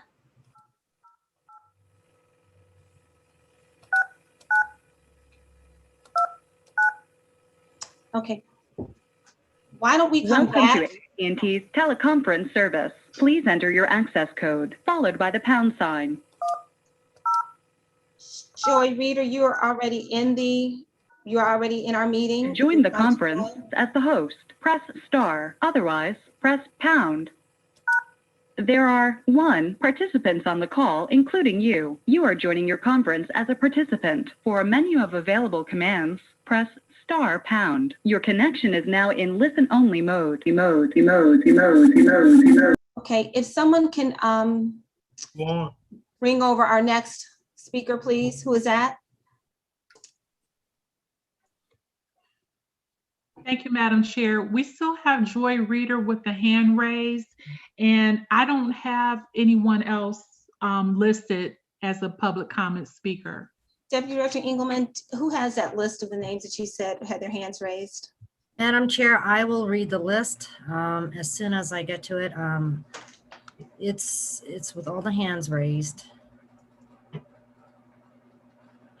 The next one on the list, Madam Chair, is, my eyes aren't so good here. Aaron Yeager. Aaron Yeager.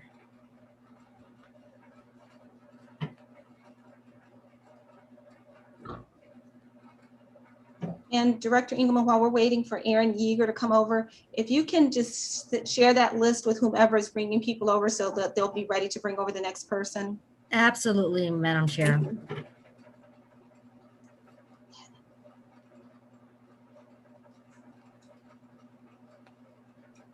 Has Aaron Yeager been located and brought over?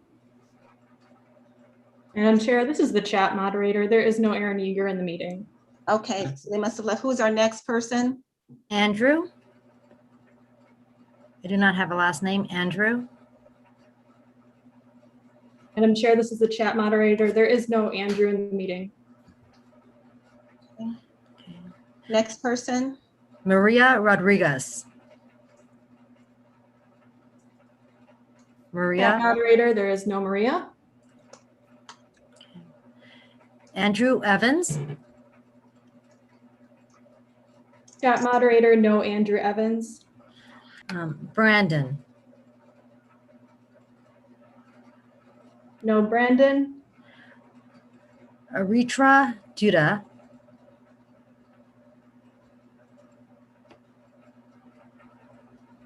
Not in the meeting. Lucas. Not in the meeting.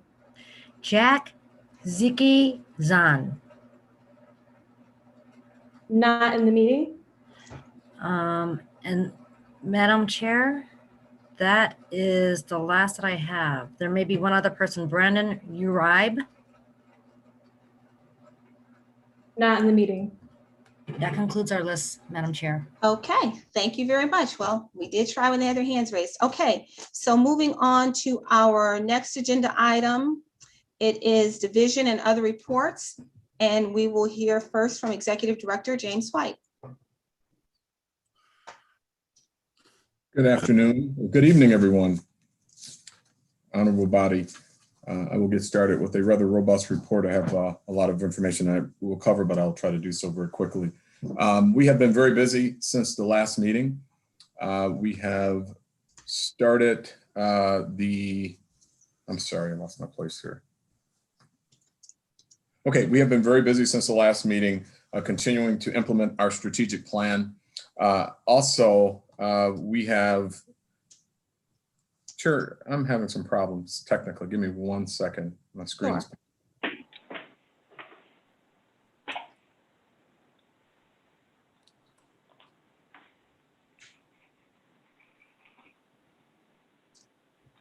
hope everyone can see me.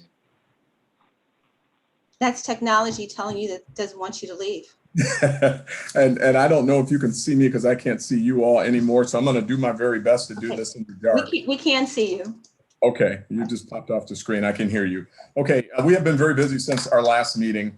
A number of different initiatives have been implemented as a result of our strategic planning. One of the ones that I'm most happy to announce is our virtual intake and online office hours has been implemented.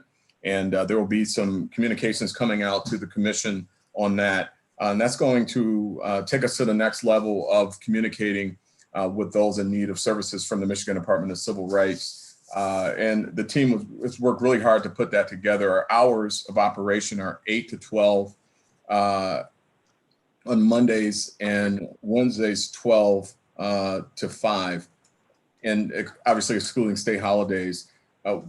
We are looking to expand that, and depending on how it goes, we're monitoring the activity to the site currently. However, there has not been a lot of activity, but I do think that that's because we have not really highlighted it as much as we should have. It was in the testing phase, and we think that it's stable enough now to roll it out. And you're going to see a lot of communication on that. And again, I'll be making sure that the commission is well aware that that has launched. Also, our intern program has been implemented. We are currently seeking interns for our fall semester. There's a link that will be posted on our website for that as well. And that's some of the programs that I wanted to highlight. As far as the work inside of the Michigan Department of Civil Rights, we've continued to work with various college and school administrators on a number of concerning issues that has happened throughout the state.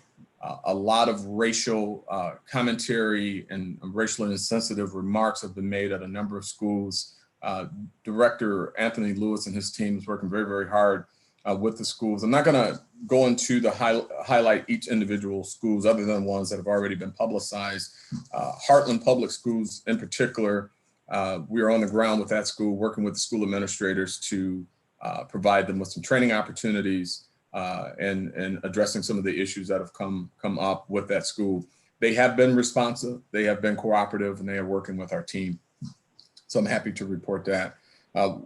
As a result of the diagonal slice meetings that I participated in, and I'll talk a little bit about the diagonal slice meetings. When I first arrived here at the Michigan Department of Civil Rights, I was met with a number of different employee issues and some concerns as related to the morale of the employees.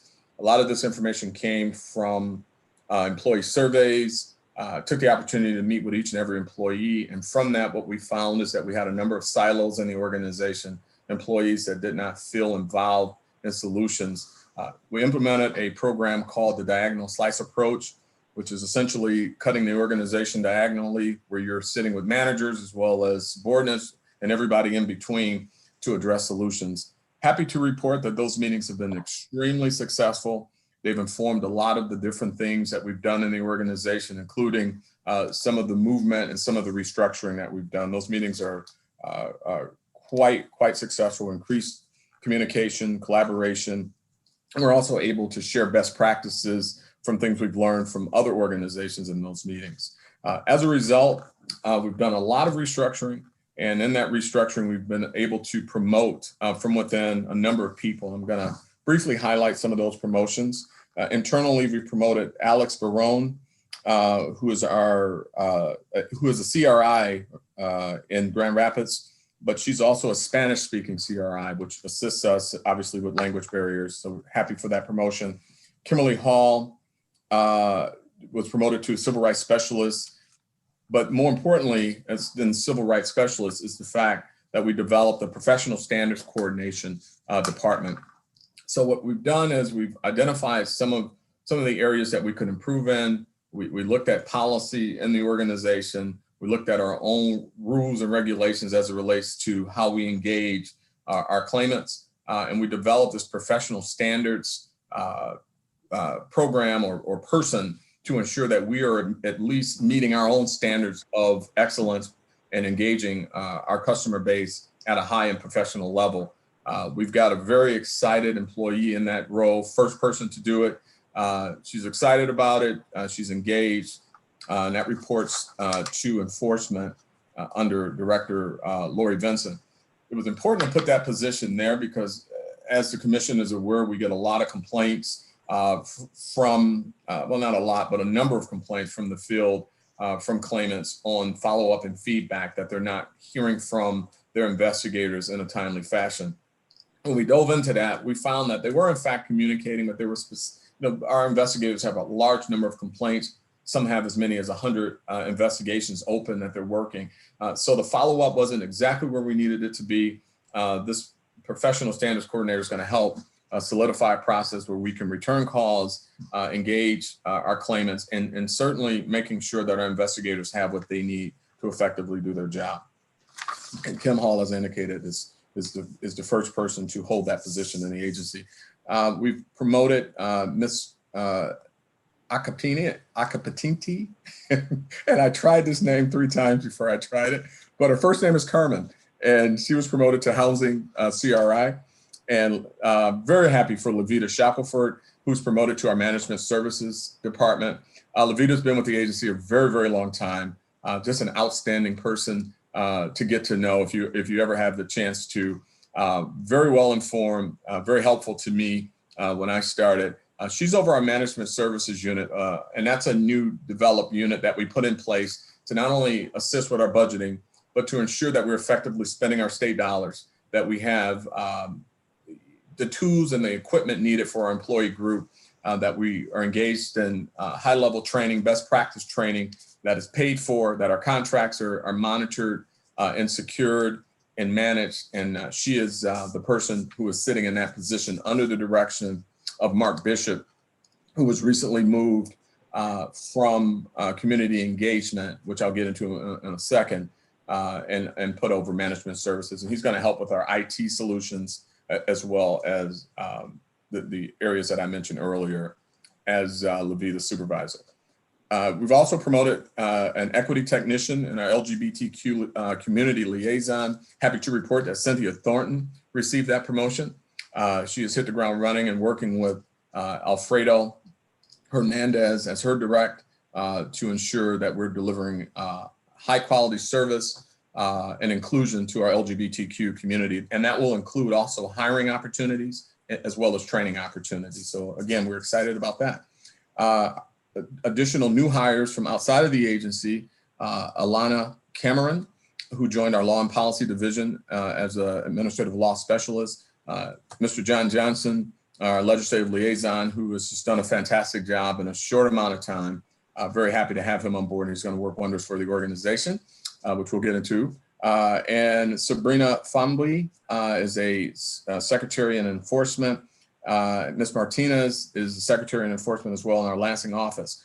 a lot of movement, part of the restructuring. And again, I thank the commission for granting me the autonomy to get in here and do this work. Structural changes that have been effective immediately. Alfredo Hernandez was promoted to the Director of Diversity, Equity, and Inclusion.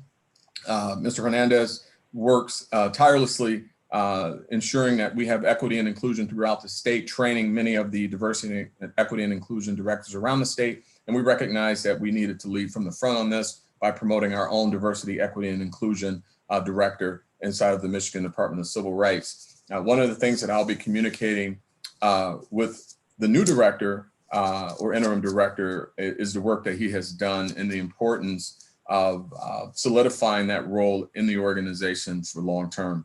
Mr. Anthony Lewis is the Director of Community Engagement. He has also taken on the strategic operations side of the house, recognizing that much of what Mr. Lewis or Director Lewis has done is strategic operations. He's the one that's on the ground, not taking anything away from anyone else, but he's the one on the ground at the various schools throughout the state, strategically mapping out success for them to rid their operations individually of oppressive behavior, discriminatory practices, old policy that frankly is antiquated and discriminatory in nature. Mr. Lewis has been leading from the front on that matter, as well as engaging the Michigan MCOs, Michigan Commission on Law Enforcement Standards, and certainly speaking through accountability, social justice, and issues such as that. So he has inherited or have been elevated to oversee both sides of the operation with his small but very, very mighty team: Charles Schroeder, Gwen Moffitt, Marissa Garcia, and his assistant, admin assistant, Shirley Hershey, doing outstanding work. As I indicated, Mark Bishop is the director of our management services, and Kim Woolrich has taken on the role of our director of ADA compliance and our statewide training office. And we've hired a number of interns. We continue to work organizationally to increase the trust and morale of our group. We've done a number of different initiatives, and we continue to do those initiatives. And I think that they have really netted a strong employee group and support for the employees. The foundation of everything we do is with the employees in mind, that they feel supported, recognizing that as managers, we have to have those courageous conversations. And certainly we have to hold employees accountable. But with that accountability comes support, and also comes the fact that we must lead by setting good examples. And this is certainly something that was already present, but certainly being heavily embraced by the leadership team of the Michigan Department of Civil Rights. I'm, again, happy with the results of the work that we've done.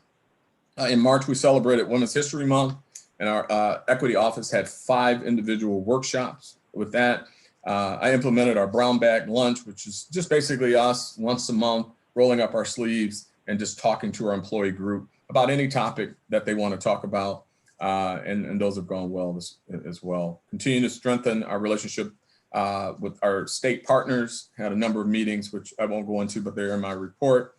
I talked about our strategic partnerships. I do want to highlight a couple of really important, they're all important, but these meetings, I want to make sure that the significance of them is highlighted. Met with Albion College Citizens Review Community Forum earlier this month, and it was an outstanding turnout and really good conversation led by a lot of the students at Albion College to address a number of issues. I was so impressed with not only the student body, but how receptive the faculty was. And again, that was something that was led by Tony Lewis, and quite impressive to see. He continues that work. And I'm sure that whomever the new director, or when the new director takes his or her seat, they will continue that work as well. I will make sure that they are briefed out on that important work. Attended the 33rd annual Fair Housing Workshop in April. And then as part of the new intern implementation, we started an orientation program where each of the interns had an opportunity to meet our senior leadership staff, as well as our executive team in the department. And finally, want to talk about the work of Alfredo Hernandez and the Commission's Education and Equity Report. The Council for Government Education on Equity and Inclusion continues to meet. There's been fantastic work and commitment from that council as led by Director Alfredo and his leadership. That work continues, exploring the opportunity to implement the recommendations of the Commission's Education Report. The information is well received, and as I indicated, the educators around the state are in full participation and engaged. A number of commissioners have attended, and that work will continue, and I'll be briefing out the chair prior to my departure on an update on where we are with that. And with that, I'll take any questions. Are there questions from any of the commissioners for Director White? Okay, thank you. And please let the record show that we have been joined by Commissioner Kosaraju. She is in the meeting, so just want to make sure that that is shown in our meeting minutes that she is in attendance. Director White, thank you. Thank you for that very thorough report. Congratulations to all employees who either have been promoted or who are new to the department. And I don't know if they were invited to attend the meeting today. I hope they were, but to all of the interns who are working in the department, hopefully they were invited to watch our meeting today, and welcome to all of them as well. Okay. Anyone else? Okay. Our next report will be from our new legislative liaison, special advisor to the commission, Attorney John Johnson. Thank you again, Madam Chair. Good evening again to everyone. Just an update on some of the items that we're working on. Certainly one of the first tasks I was handed and had the pleasure to meet with the executive committee of the commission was regarding the administrative rules, even before I came on board. So I was I was indoctrinated early about the importance of that, and certainly how that is on the commission's agenda. Since then, as a result of that meeting, Sylvia Elliott, before her departure, hammered out some draft rules based upon our discussion. We have since had a meeting among the executive leadership of the department to discuss that. We will, and they've also notified the Michigan Office of Administrative Hearings and Rules that I am now the Regulatory Affairs Officer. So the anticipation is that the staff will review the changes that have been discussed, and then we'll provide some feedback and next steps to this commission within the next 30 days on what we'd like to do with that. Right. Several pieces of legislation have been introduced since your last meeting. One was House Bill 4720, which requires adult-sized changing tables in public restrooms. That's been referred to the Regulatory Reform Committee. No further action on that. And then there's also, as you know, been a spate of number of election bills that have been introduced in both chambers, both the Senate and the House, on affecting the clerks, voters themselves, third-party groups that usually work in elections. Those there's been a series of hearings in the Senate Elections Committee on those bills, but none have been voted out yet. In the meantime, there have been 26 bills also introduced in the House of a varying nature. 12 have been passed already. 2 are getting ready for the second reading. 4 have had a hearing, and then 8 have had no hearing. So we're looking at all of those bills as they go through the chambers, and we'll report out as they progress. Also last week, in the Thursday session in the Senate, SB 460 was introduced by Senator Tai, and it seeks to amend the revised school code. And what it does is that it, let me pull up my note here. It proposes to amend the school code by prohibiting school districts or public school academies from including quote unquote critical race theory, the 1619 Project, and 4 other principles that she says are anti-American and racist. That will be describing the Constitution, the Declaration as being fundamentally racist, and other theories such as that. The proposed this will begin with the 2021 through 2022 school year. The Department of Education has been required to determine by September, if this passes, by the way, this has just been introduced, and I want to make it clear, introduced in the Senate. Any school district or academy that doesn't comply would be penalized with a reduction of 5% of their school aid money. So that's been introduced. I also want to applaud Senators Irwin, Hollier, and others for introducing Senate Joint Resolution 1, which proposes to repeal Article 1, Section 26 of Michigan Constitution, which prohibits preferences of state and public contracting, et cetera, on the basis of sex, race, or national origin and color. And finally, we've been working with the Grosse Pointe NAACP, continue to work with Grosse Pointe, Harper Woods NAACP on the current Ethnic Intimidation Act. There's an effort to expand that. It did not cover a recent incident in Grosse Pointe where a neighbor hung the KKK flag because there was no property damage, no physical touching. That's the limits of that bill. So there's an effort to discuss with interested parties to see if that can be expanded. The issue here is making sure that First Amendment rights are not trampled on. So it's a balancing act. That's the end of my report, Madam Chair. Thank you. Any commissioners have any questions for? Yes, Commissioner Combs. Yes, a question and comment. He read a resolution earlier that is Attorney John Johnson. I don't know Attorney John Johnson, but I thought that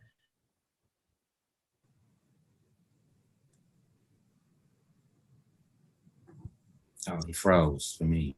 You know, you always wonder, are you frozen or is it the other person's frozen? So you look to see if somebody else is moving. You're like, okay, it's not me. Right. Okay, so we'll come back to Commissioner Combs if he can, once he gets unfrozen, to make his comment. Anyone else with any comments or questions on the Legislative Liaison Report?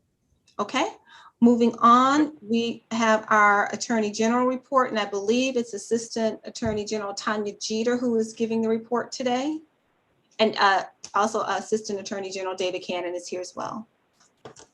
Thank you, Madam Chair. A pleasure to be with you this evening. And indeed, my colleague Tanya Jeter is here today, and I'll ask her if she will speak in just a moment. Of course, we submitted a written report on behalf of the Attorney General to the Commission, and we would certainly entertain questions on that. More specifically, I understand that the greatest concern at this point would be with the Rauschwirl versus Michigan Department of Civil Rights case. Tanya is the lead counsel on that, Assistant Attorney General on that case. And so I've asked her to speak today briefly on that, and ask her if she can join us now. Thank you. Thank you for inviting me. I wanted to update you guys to let you know what the status of the case is.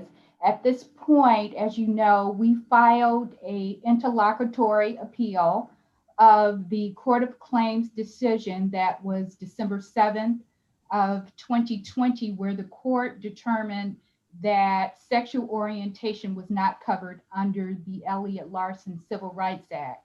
The court did so based on a 1993 published case, which I referenced in the report.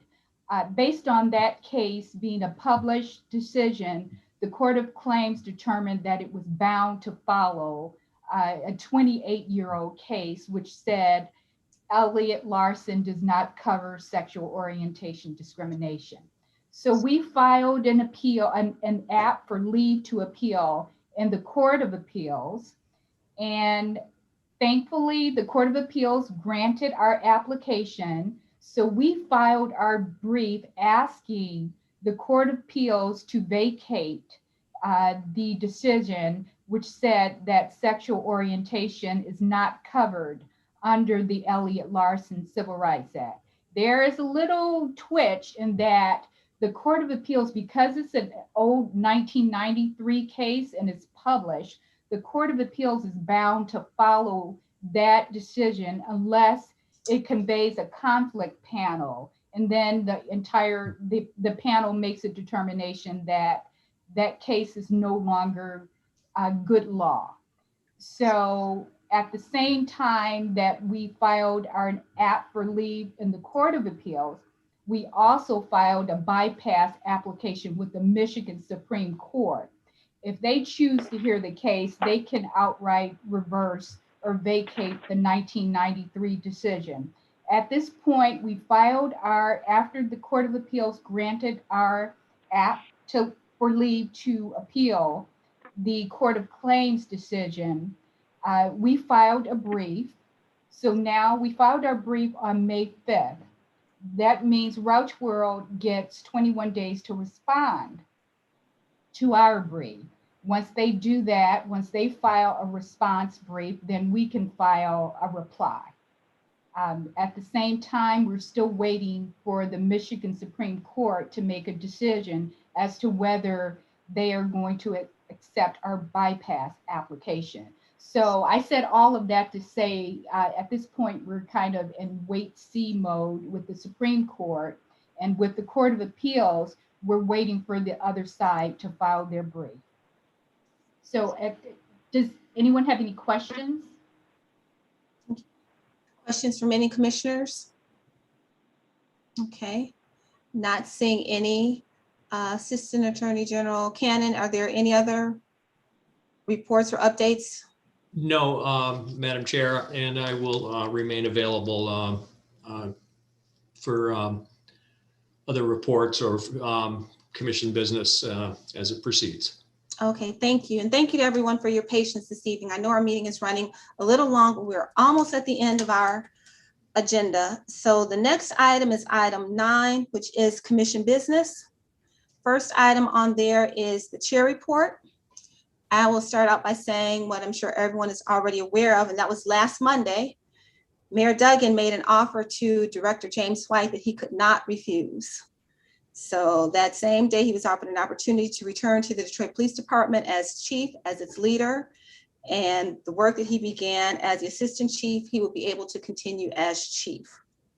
He could become a change agent for much needed police reform, and he could directly make a meaningful difference in the city that he loves. So the same day that the mayor made his offer to Director White submitted his resignation to the Michigan Civil Rights Commission. And while we're saddened by that, we also completely understand and thank Director White so much for his commitment to the department, to the state, and to the commission. His last day is going to be June 1st. So the resignation is effective June 1st. And as a result of that, we have to determine what our next steps are going to be. At the end of our meeting, when we get to commission comments, our commissioners will have an opportunity to say final words to Director White, since this will be his last meeting that he'll be having with us. But for now, we need to talk about leadership in the interim while we determine who our next director is going to be. As chair, I'm establishing the personnel committee. You know, we have some other committees that we established during our retreat. So personnel committee is one that we did not have because we didn't know at the time we would need it, but I'm going to establish that. And the people who will be serving on the personnel committee will be Vice Chair Elisan, Commissioner Lara, and myself. And so we will meet to talk about what process we want to use for selecting our next director. And then we'll return to the full body with a recommendation for what that process will be for approval. And that is what we did the previous 2 times we had to look for an executive director. Any questions or comments from any commissioners on the personnel committee? Anyone? Okay. The next item on our agenda is B, and that is an interim director discussion. I did have a conversation with Assistant Attorney General David Cannon, who is still here on the call this weekend, to talk about what it was, steps we wanted to take to make sure we were in line and everything was okay. And he said we were good with that. Of course, if any commissioners have any questions of him, he is here to answer questions that we might have. Previously, when we found ourselves without a director, it kind of happened on, I believe, a Friday, and that Monday, our deputy director stepped in to serve as the acting director. Now we do have time between when the resignation was submitted and when it takes effect. So it will not take effect until the last day is June 1st. So on June 2nd, we would need an interim director. So we do have time to determine who that interim director is going to be, and we don't have to go straight into an acting director. So is there a motion to discuss having an interim director, or is there a motion for someone who wants to put forth a name for interim director? Madam Chair, I don't know if this is when you wanted to go back. I see Commissioner Combs is rejoined, so I didn't know if you wanted, I know he was making a comment before he was off, so I didn't know if you wanted. Thank you very much. I do see him. Commissioner Combs, we moved on the agenda, but you had a question. I think you were asking Attorney John Johnson when he was giving his update. I believe it was on one of the resolutions. Well, if we're on voting on the new director, I'll yield to that and ask that under commissioner comments. Well, we have not actually, no motion has been made. So if you wanted to go on and ask your question on the resolution, that is fine if you want to go on and do that. You sure? Okay. Well, no, what I was asking Attorney Johnson is, I don't even know if he has any knowledge of this, but there are concerns of legislation that is finding its way through the Senate with regard to Act 298 and privatizing the health plan and beating out the current business that is being conducted by PIHPs in the state of Michigan. There are about 40 PIHPs, which stands for prepaid inpatient health plans, which translates into your local community mental health agencies in the county and translates into hundreds and thousands of jobs. Are you following me? I'm following what you're saying, but I'm not familiar with that piece of legislation. Okay, I'll get back with you on that then later. Thank you. Yeah. Thank you, Commissioner Combs. Okay, so returning to our discussion regarding the interim director. Is there a motion for discussion or any other motion as relates to our interim director, which would begin on June 2nd, which would be the first day after Director White's last day? Madam Chair, if I may, I would move forward with us appointing an interim director this evening. We've spent the last year finding an excellent director, but has been offered the opportunity of a lifetime. So he has to take his leave from the Michigan Department of Civil Rights.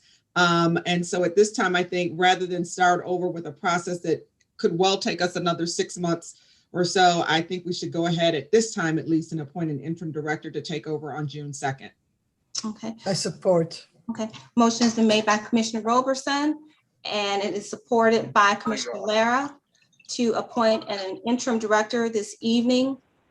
Why don't we go on and just take a roll call just on that vote there? Will our clerk please call a roll on the motion to appoint an interim director this evening at the meeting?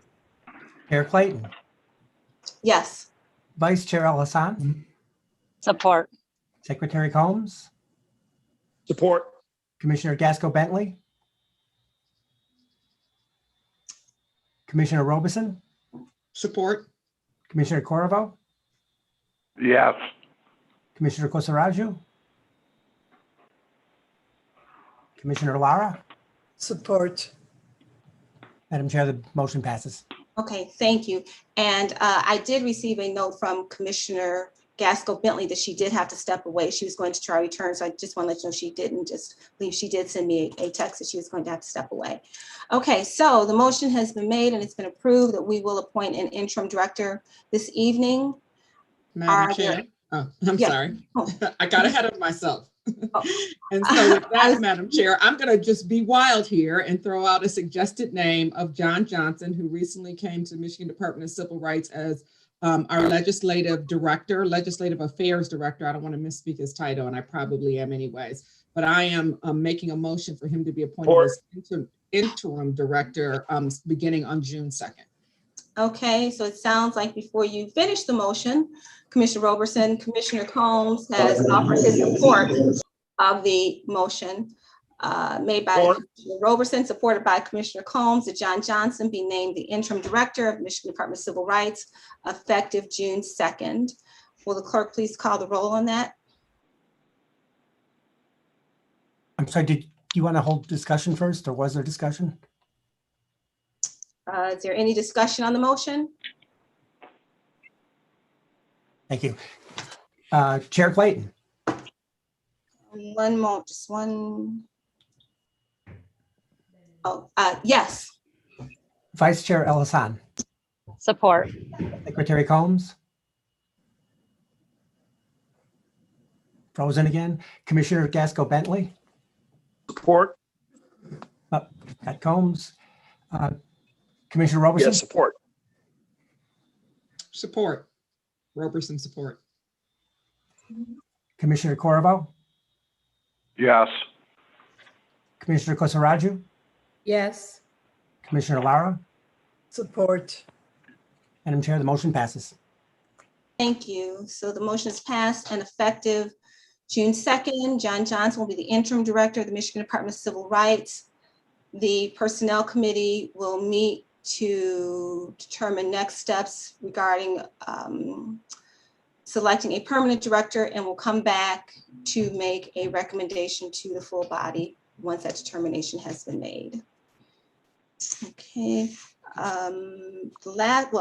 almost last item, our new business on our agenda. We do have two resolutions that are before us. As I'm certain many of you know, everyone probably knows, that tomorrow will mark the anniversary of the death of George Floyd.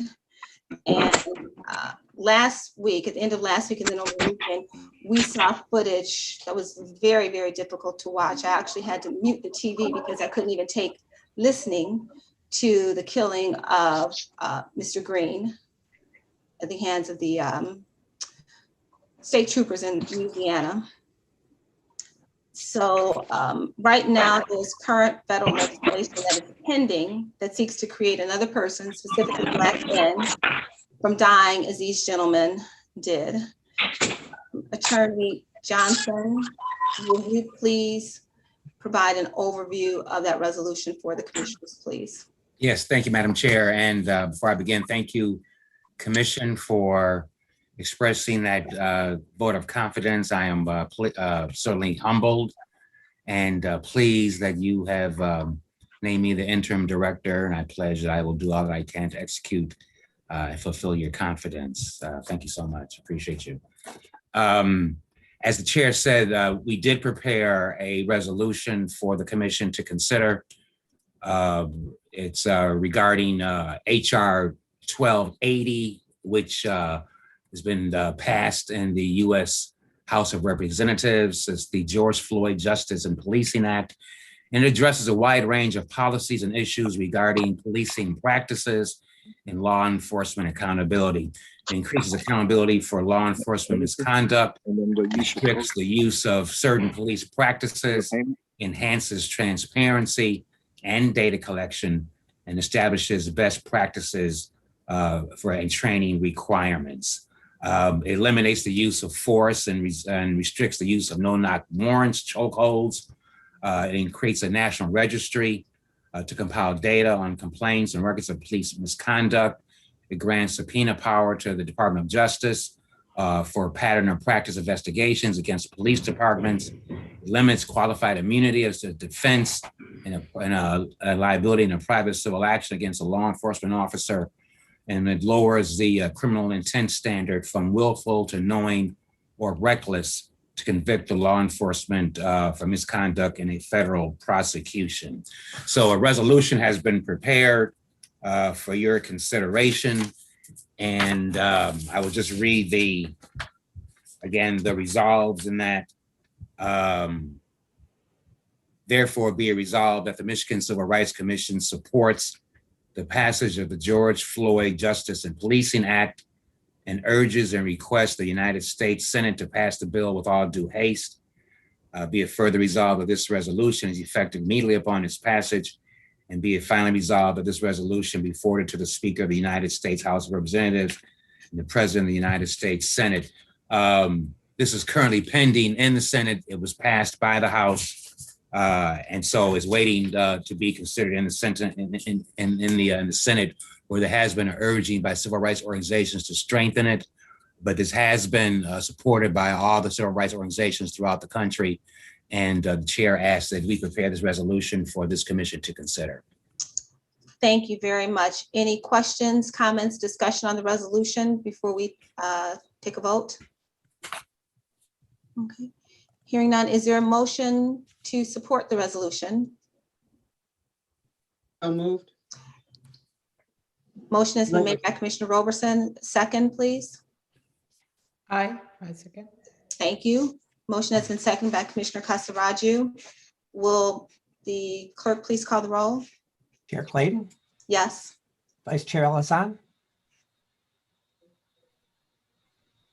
Secretary Combs,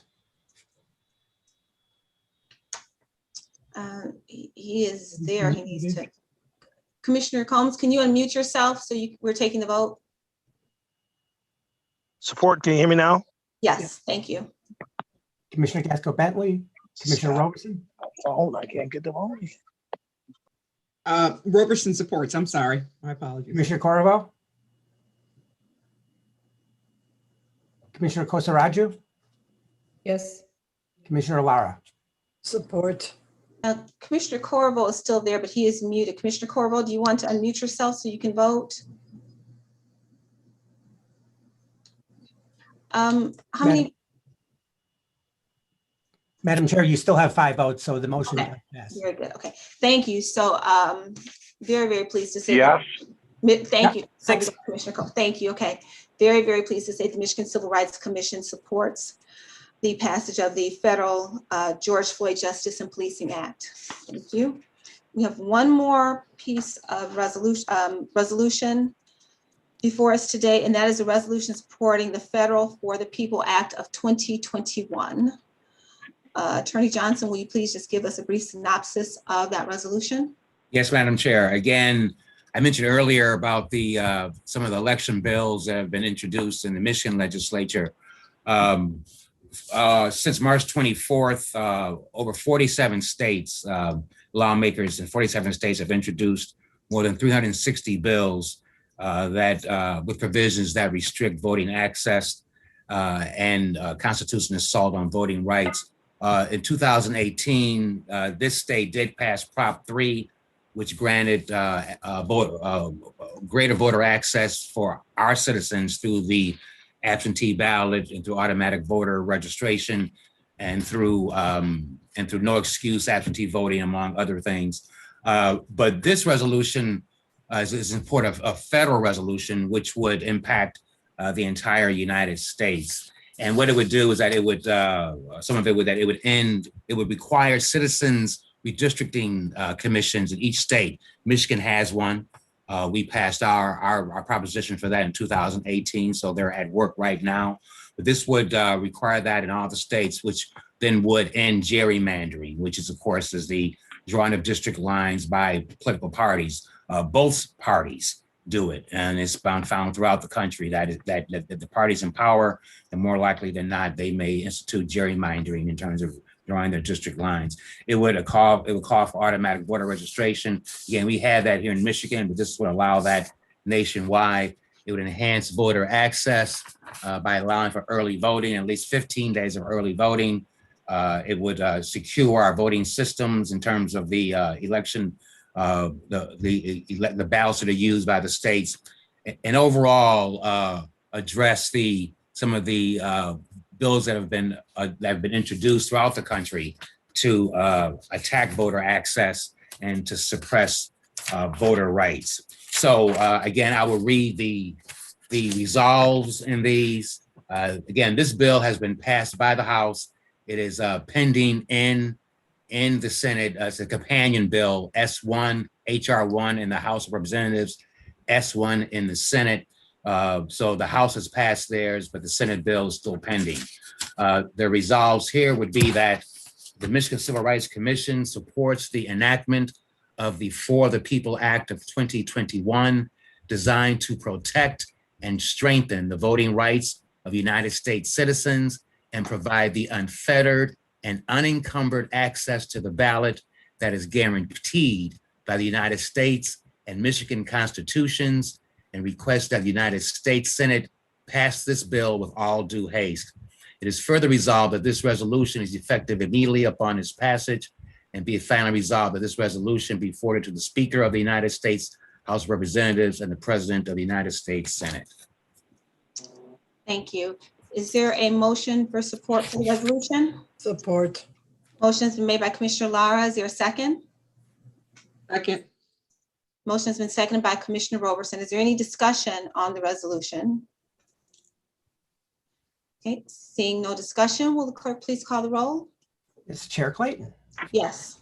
Vice Chair El Hassan, Secretary Combs,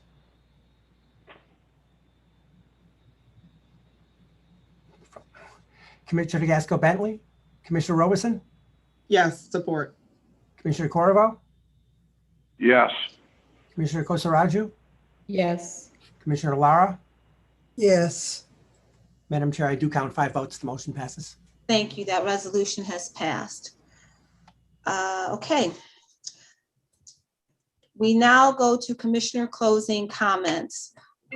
We're going to begin with Commissioner Kosaraju. I'm sure many of you all, is that okay? I'm sure many of you all will recall at our meeting in March, we actually began that meeting with comments from Commissioner Kosaraju addressing the hate crimes that were taking place against the Asian American community.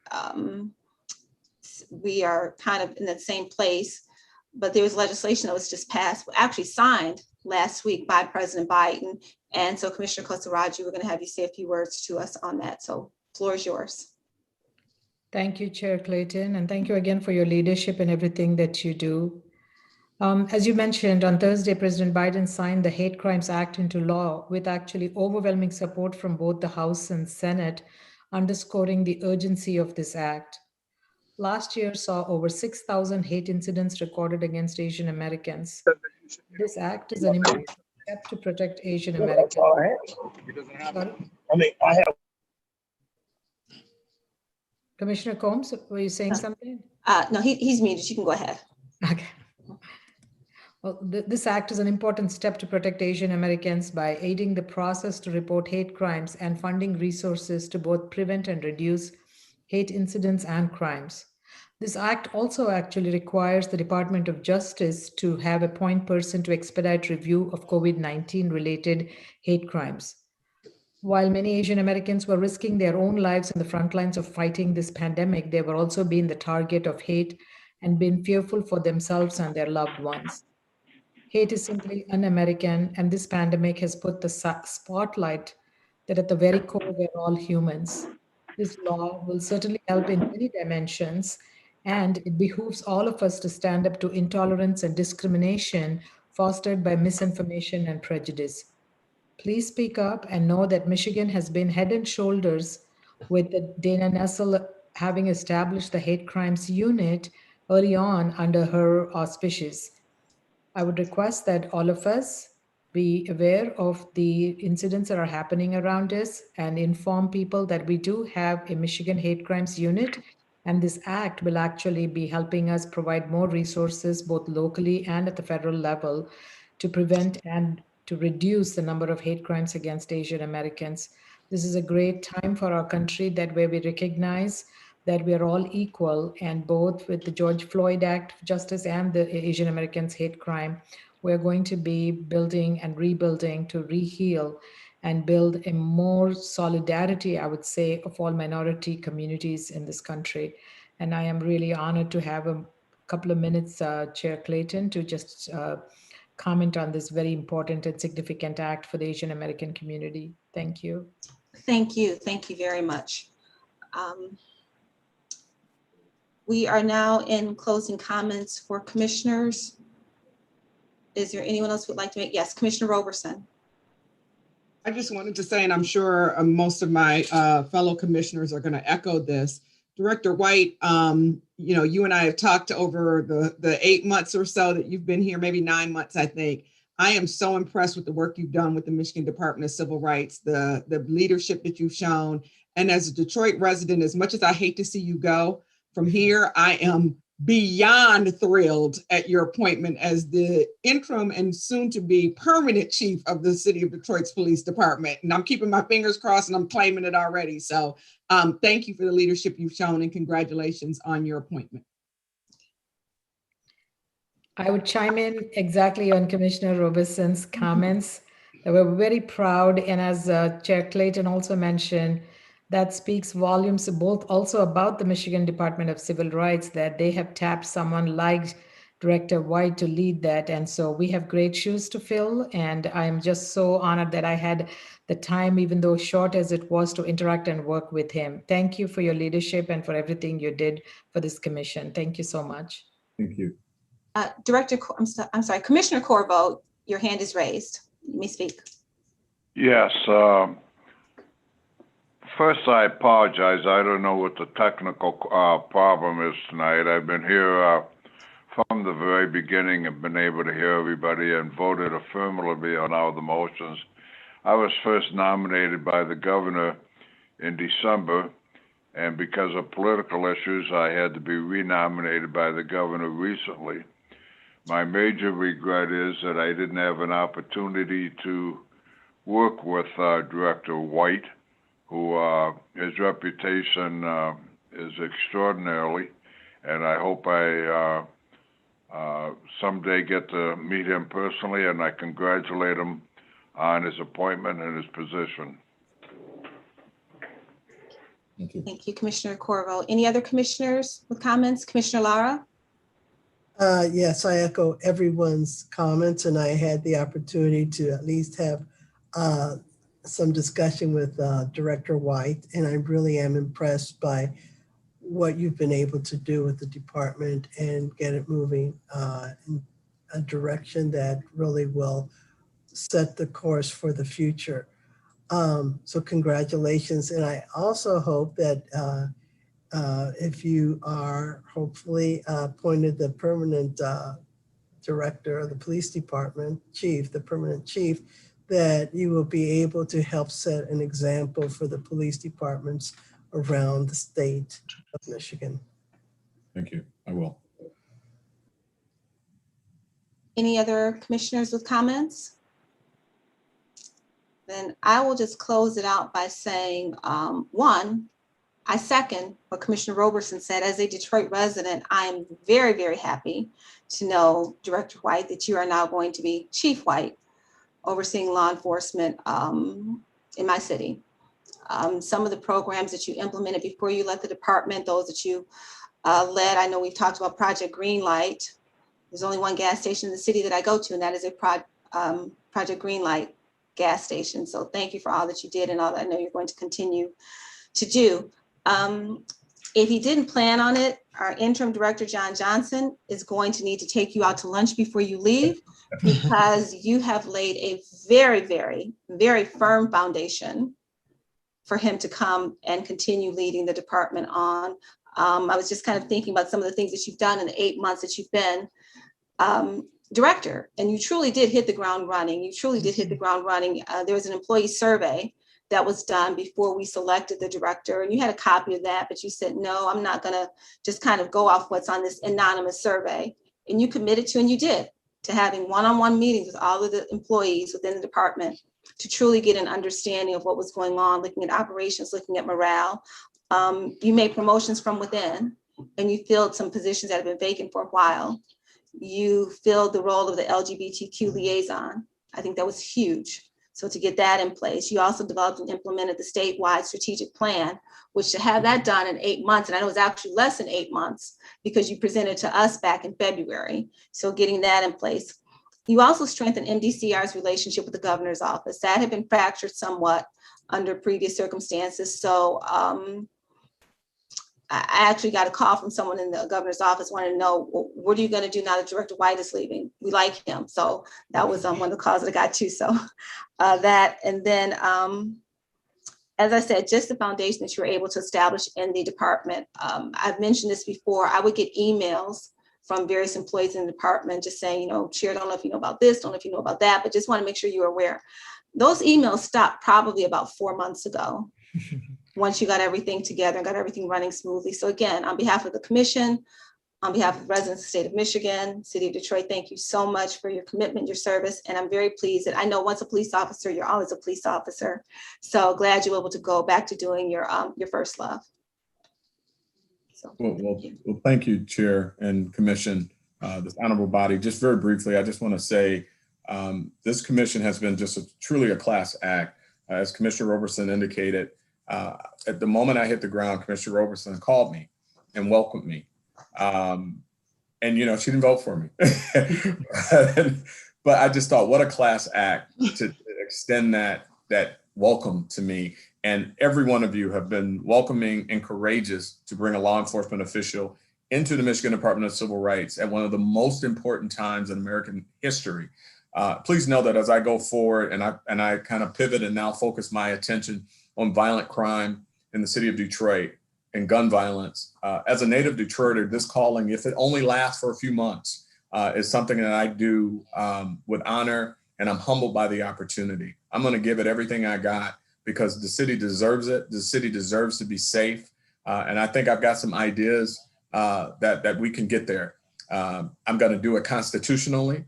And I'm going to do it with what I've learned in the Michigan Department of Civil Rights, informing my conversations and decisions, and my mental health background, driving what I do and supporting my officers. But I am going to be tough on crime.